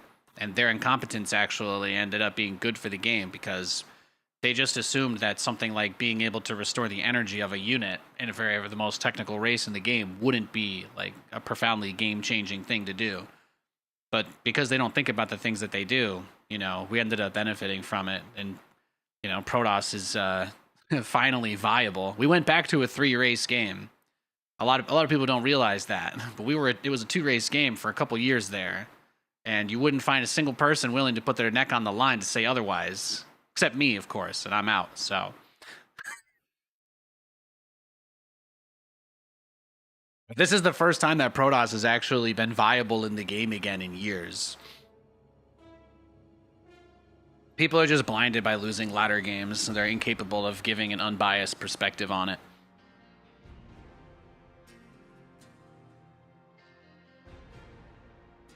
Everybody gets so triggered over losing ladder games to one base all-ins that they're incapable of being unbiased when they talk about Protoss. They literally are incapable. Hope we get to Grandmaster League today. I have a feeling that's probably not going to happen, but thank you. I'm going to probably be streaming for another 15-20 minutes. I want to get to 4 hours today. That's my plan. Thank you. Welcome to the stream, Huzzah. I've been Grandmaster for many years. I took a year off the game, so this will be the longest break I'm coming back from, I think, in my career. So we'll see. The last time I came back from a break, it only took me 2 days to get Grandmaster. Today is my second day, so clearly, I'm not as good as I used to be.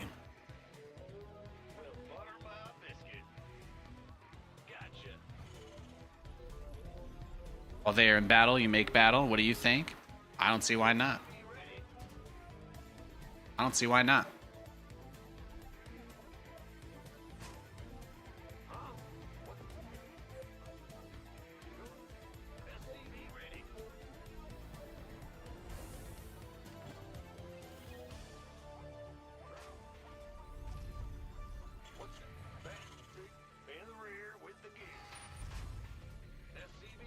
Oh.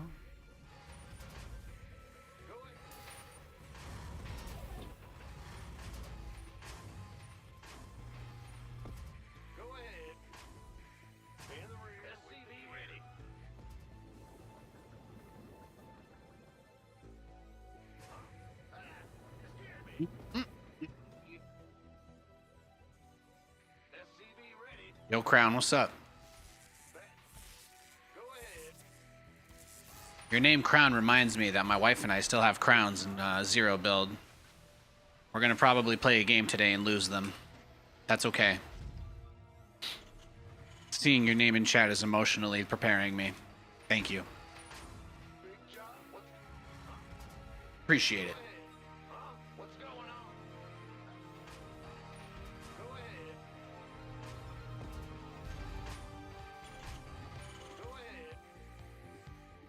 Center 2.0 ready to go.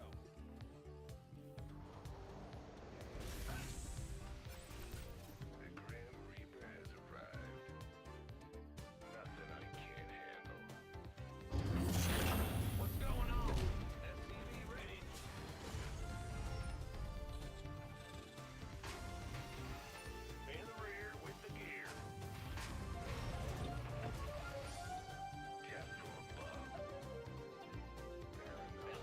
The easiest way to stop him from scouting us is to just not let him scout us. Just keep the Reaper here since we know he's not at the front. Just build your own with that guy. What's going on? Big job?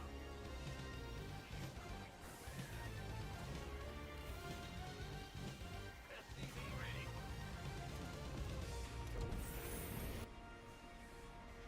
Add-ons finished. Got something for a meeting. SCV ready. Your base is under siege. What? You want something? There's the Twilight. SCV ready. Go ahead. Will do. Man the rear. Systems go. Cyclone ready for action. In gear. SCV ready. Where? Together. Show. Bandit. Show me who you want to die. You scared me.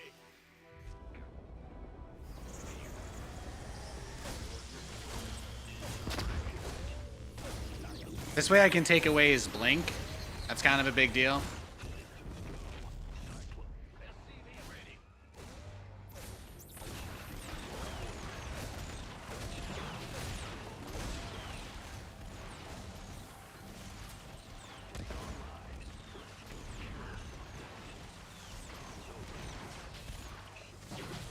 You didn't build your base while this was going up, did you?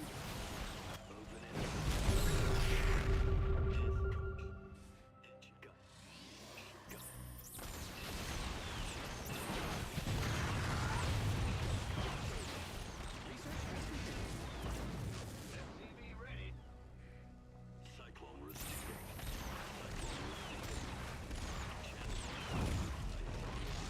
Let's go kill something. SCV ready.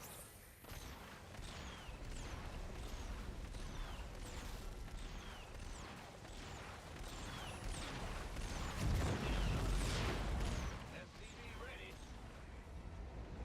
Got it. This ought to be channels clear, boss. Adjusting for new core. Your base is getting blasted. I can't.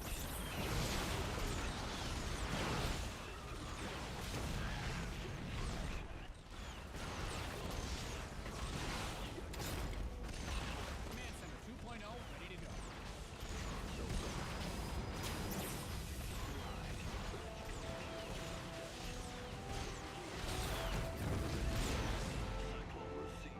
Sorry, the camera jumps really badly. It's a Windows bug. I can't do anything about it. It's just a bug because of how old this game is.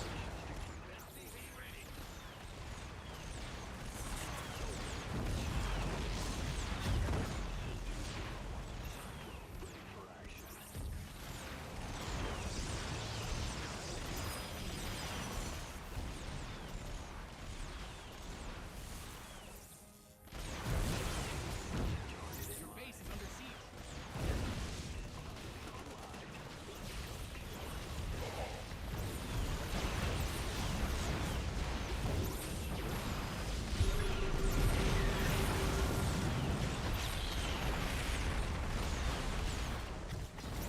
Ought to be good. Adjusting. Got a target.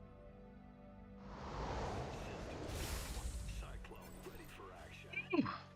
Not bad, huh? SCV ready. Console. SCV ready. Show me who you want to die. Channel's clear, boss. What's going on? In the rear with the gear. SCV ready. Optics online. Let's go kill something. Go ahead. Cyclone receiving. SCV ready.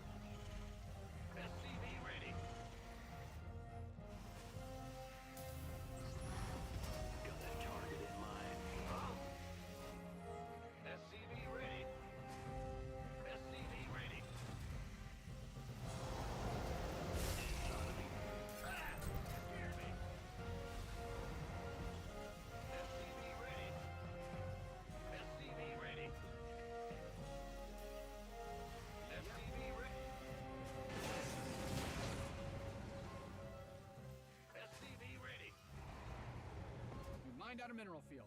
Good thing you got SCV ready. Systems go. You've mined out some of your minerals. SCV ready. I getcha. SCV ready.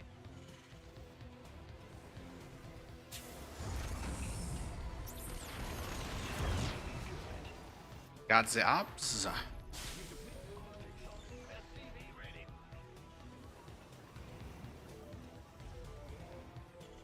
Glowing like Mr. Burns. Hell yeah. Command center's got some new toys. Oh, I'll get there. Mined out a mineral field. Good thing you've got more of those, right? Command center upgrade.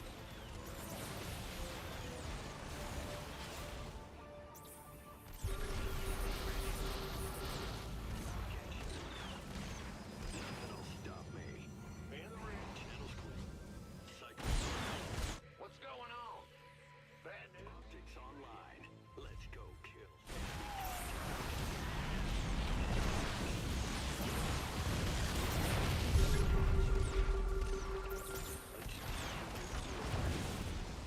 Channels clear, boss.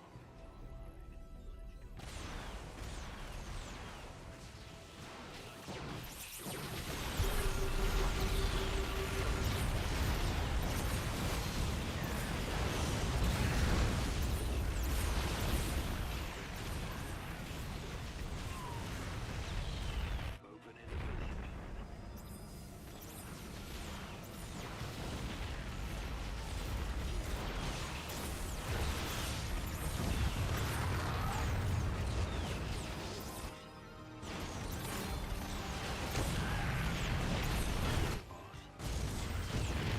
Show me who you this ought to be. Yeah, you see the camera just jumps really far. There's nothing I can do about it.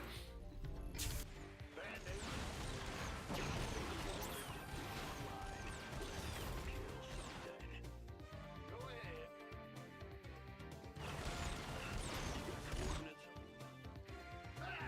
What's going on? Huh? You got coordinates or what? Big job, huh? Enemy contact.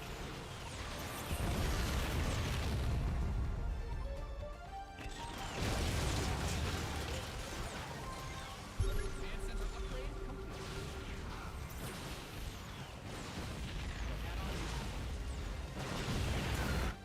Got a target cycle.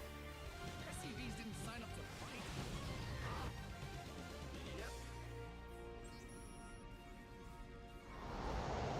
Now we go into BCs and pray. SCV ready. That camera movement is absolutely killer, though. It's so tough for this way the screen just jumps all over. I really wish somebody had found a way to fix this at some point, but it seems like it'll be the lasting legacy of this game.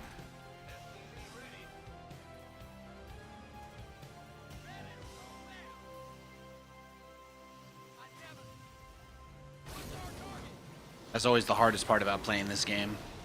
And on done. Swap away. Trying to do my fancy micro where I move the camera around with the drag scroll is what causes it. There's a race condition in the game with how it gets the mouse position from the screen. Your SCVs are I think it just has to do with how old the game is, really. I don't think there's any other like known cause or reason for it. Ought to be good. I getcha. Oh, well. What's going on? Ah! You scared me. SCV ready.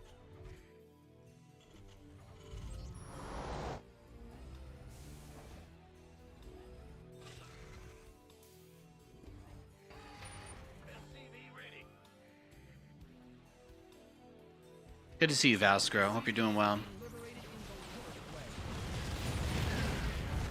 We just gotta put on the pressure, right? Buy time, make the crawl. workers win games. Protect them. One more wave of these guys should probably be enough. Yeah, one more wave of BCs will do it, I think. Man the rear with the gear.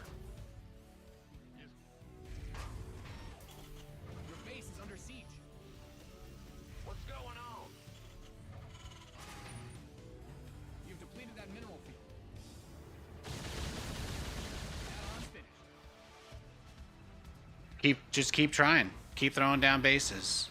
Just keep slamming them. Slam them and welcome to the jam 'em. SCVs didn't sign up to fight.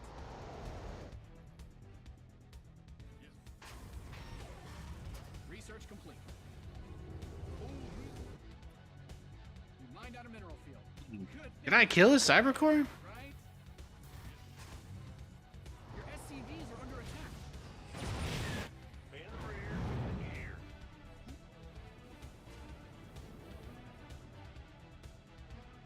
Oh, really? YOLO, I guess. What is it?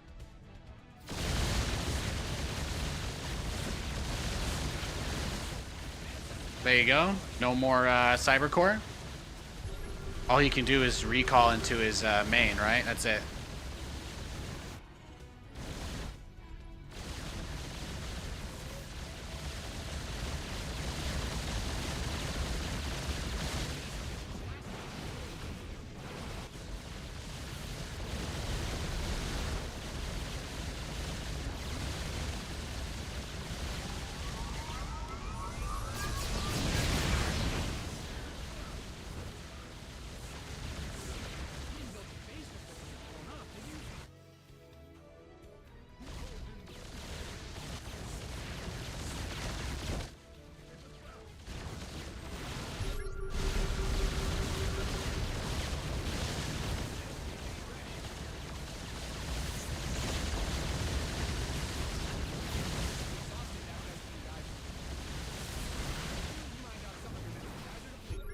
SCV ready.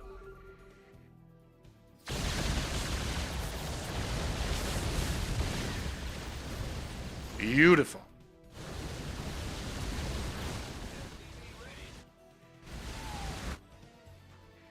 Workers win game.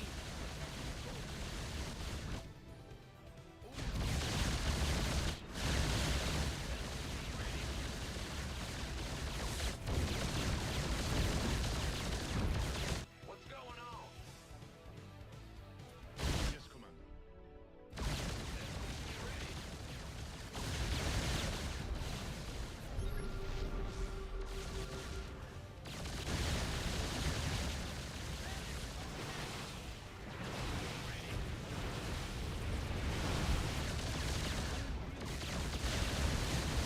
He's got nothing.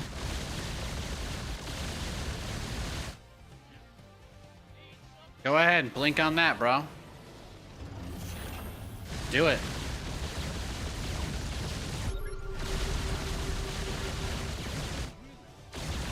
Show me what you got.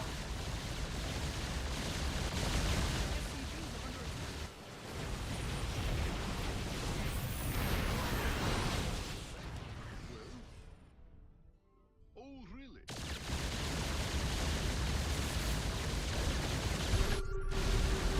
We base trading, I guess. What's going on?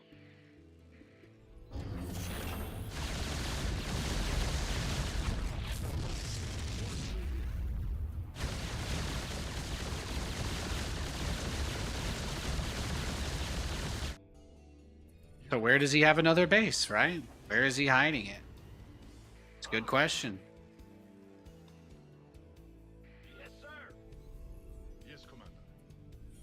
Because he has to have a nexus somewhere or he'd be revealed.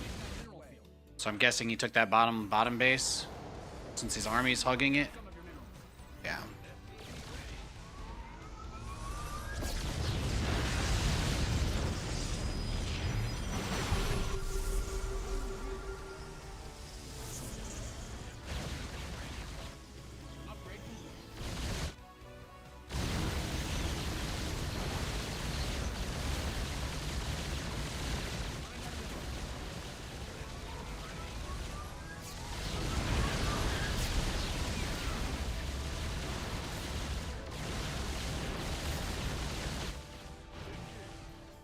SCV ready. Go ahead. What's going But now he can never leave because if he leaves, obviously I'm just gonna kill him. So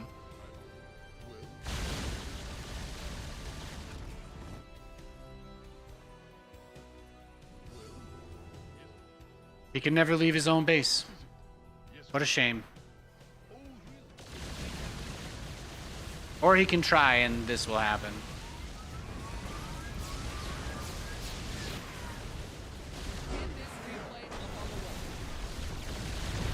That was my favorite part of the game. He tried to take the base right outside of my base. I wonder how long he had this one. That was cute. That was cute.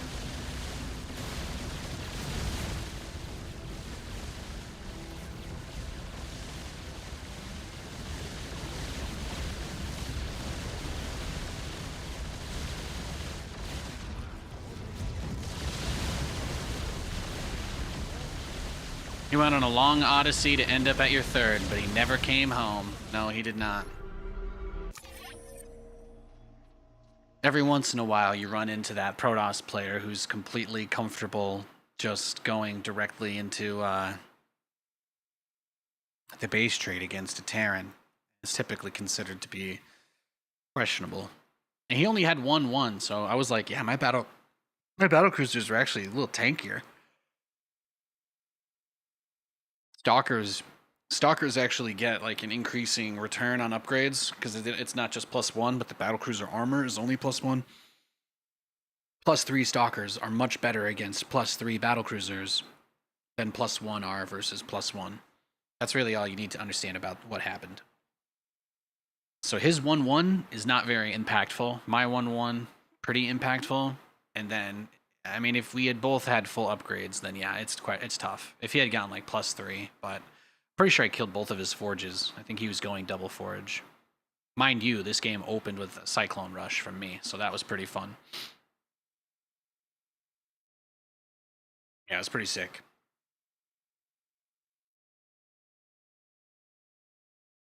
Got a Hefeweizen with the grill going. Oh, that's incredible. That's incredible. Fun game. Thank you. Yeah. I'm glad you guys enjoyed the show today. That's gonna wrap it up for me. I'll probably be back on doing a little stream like this again tomorrow. This is just what I'm doing to kill some time while I'm looking for jobs and all that stuff. So I appreciate everybody hanging out with me and chilling with me a little bit here and there. Stay cool, guys. Beat the heat. I'll see you tomorrow.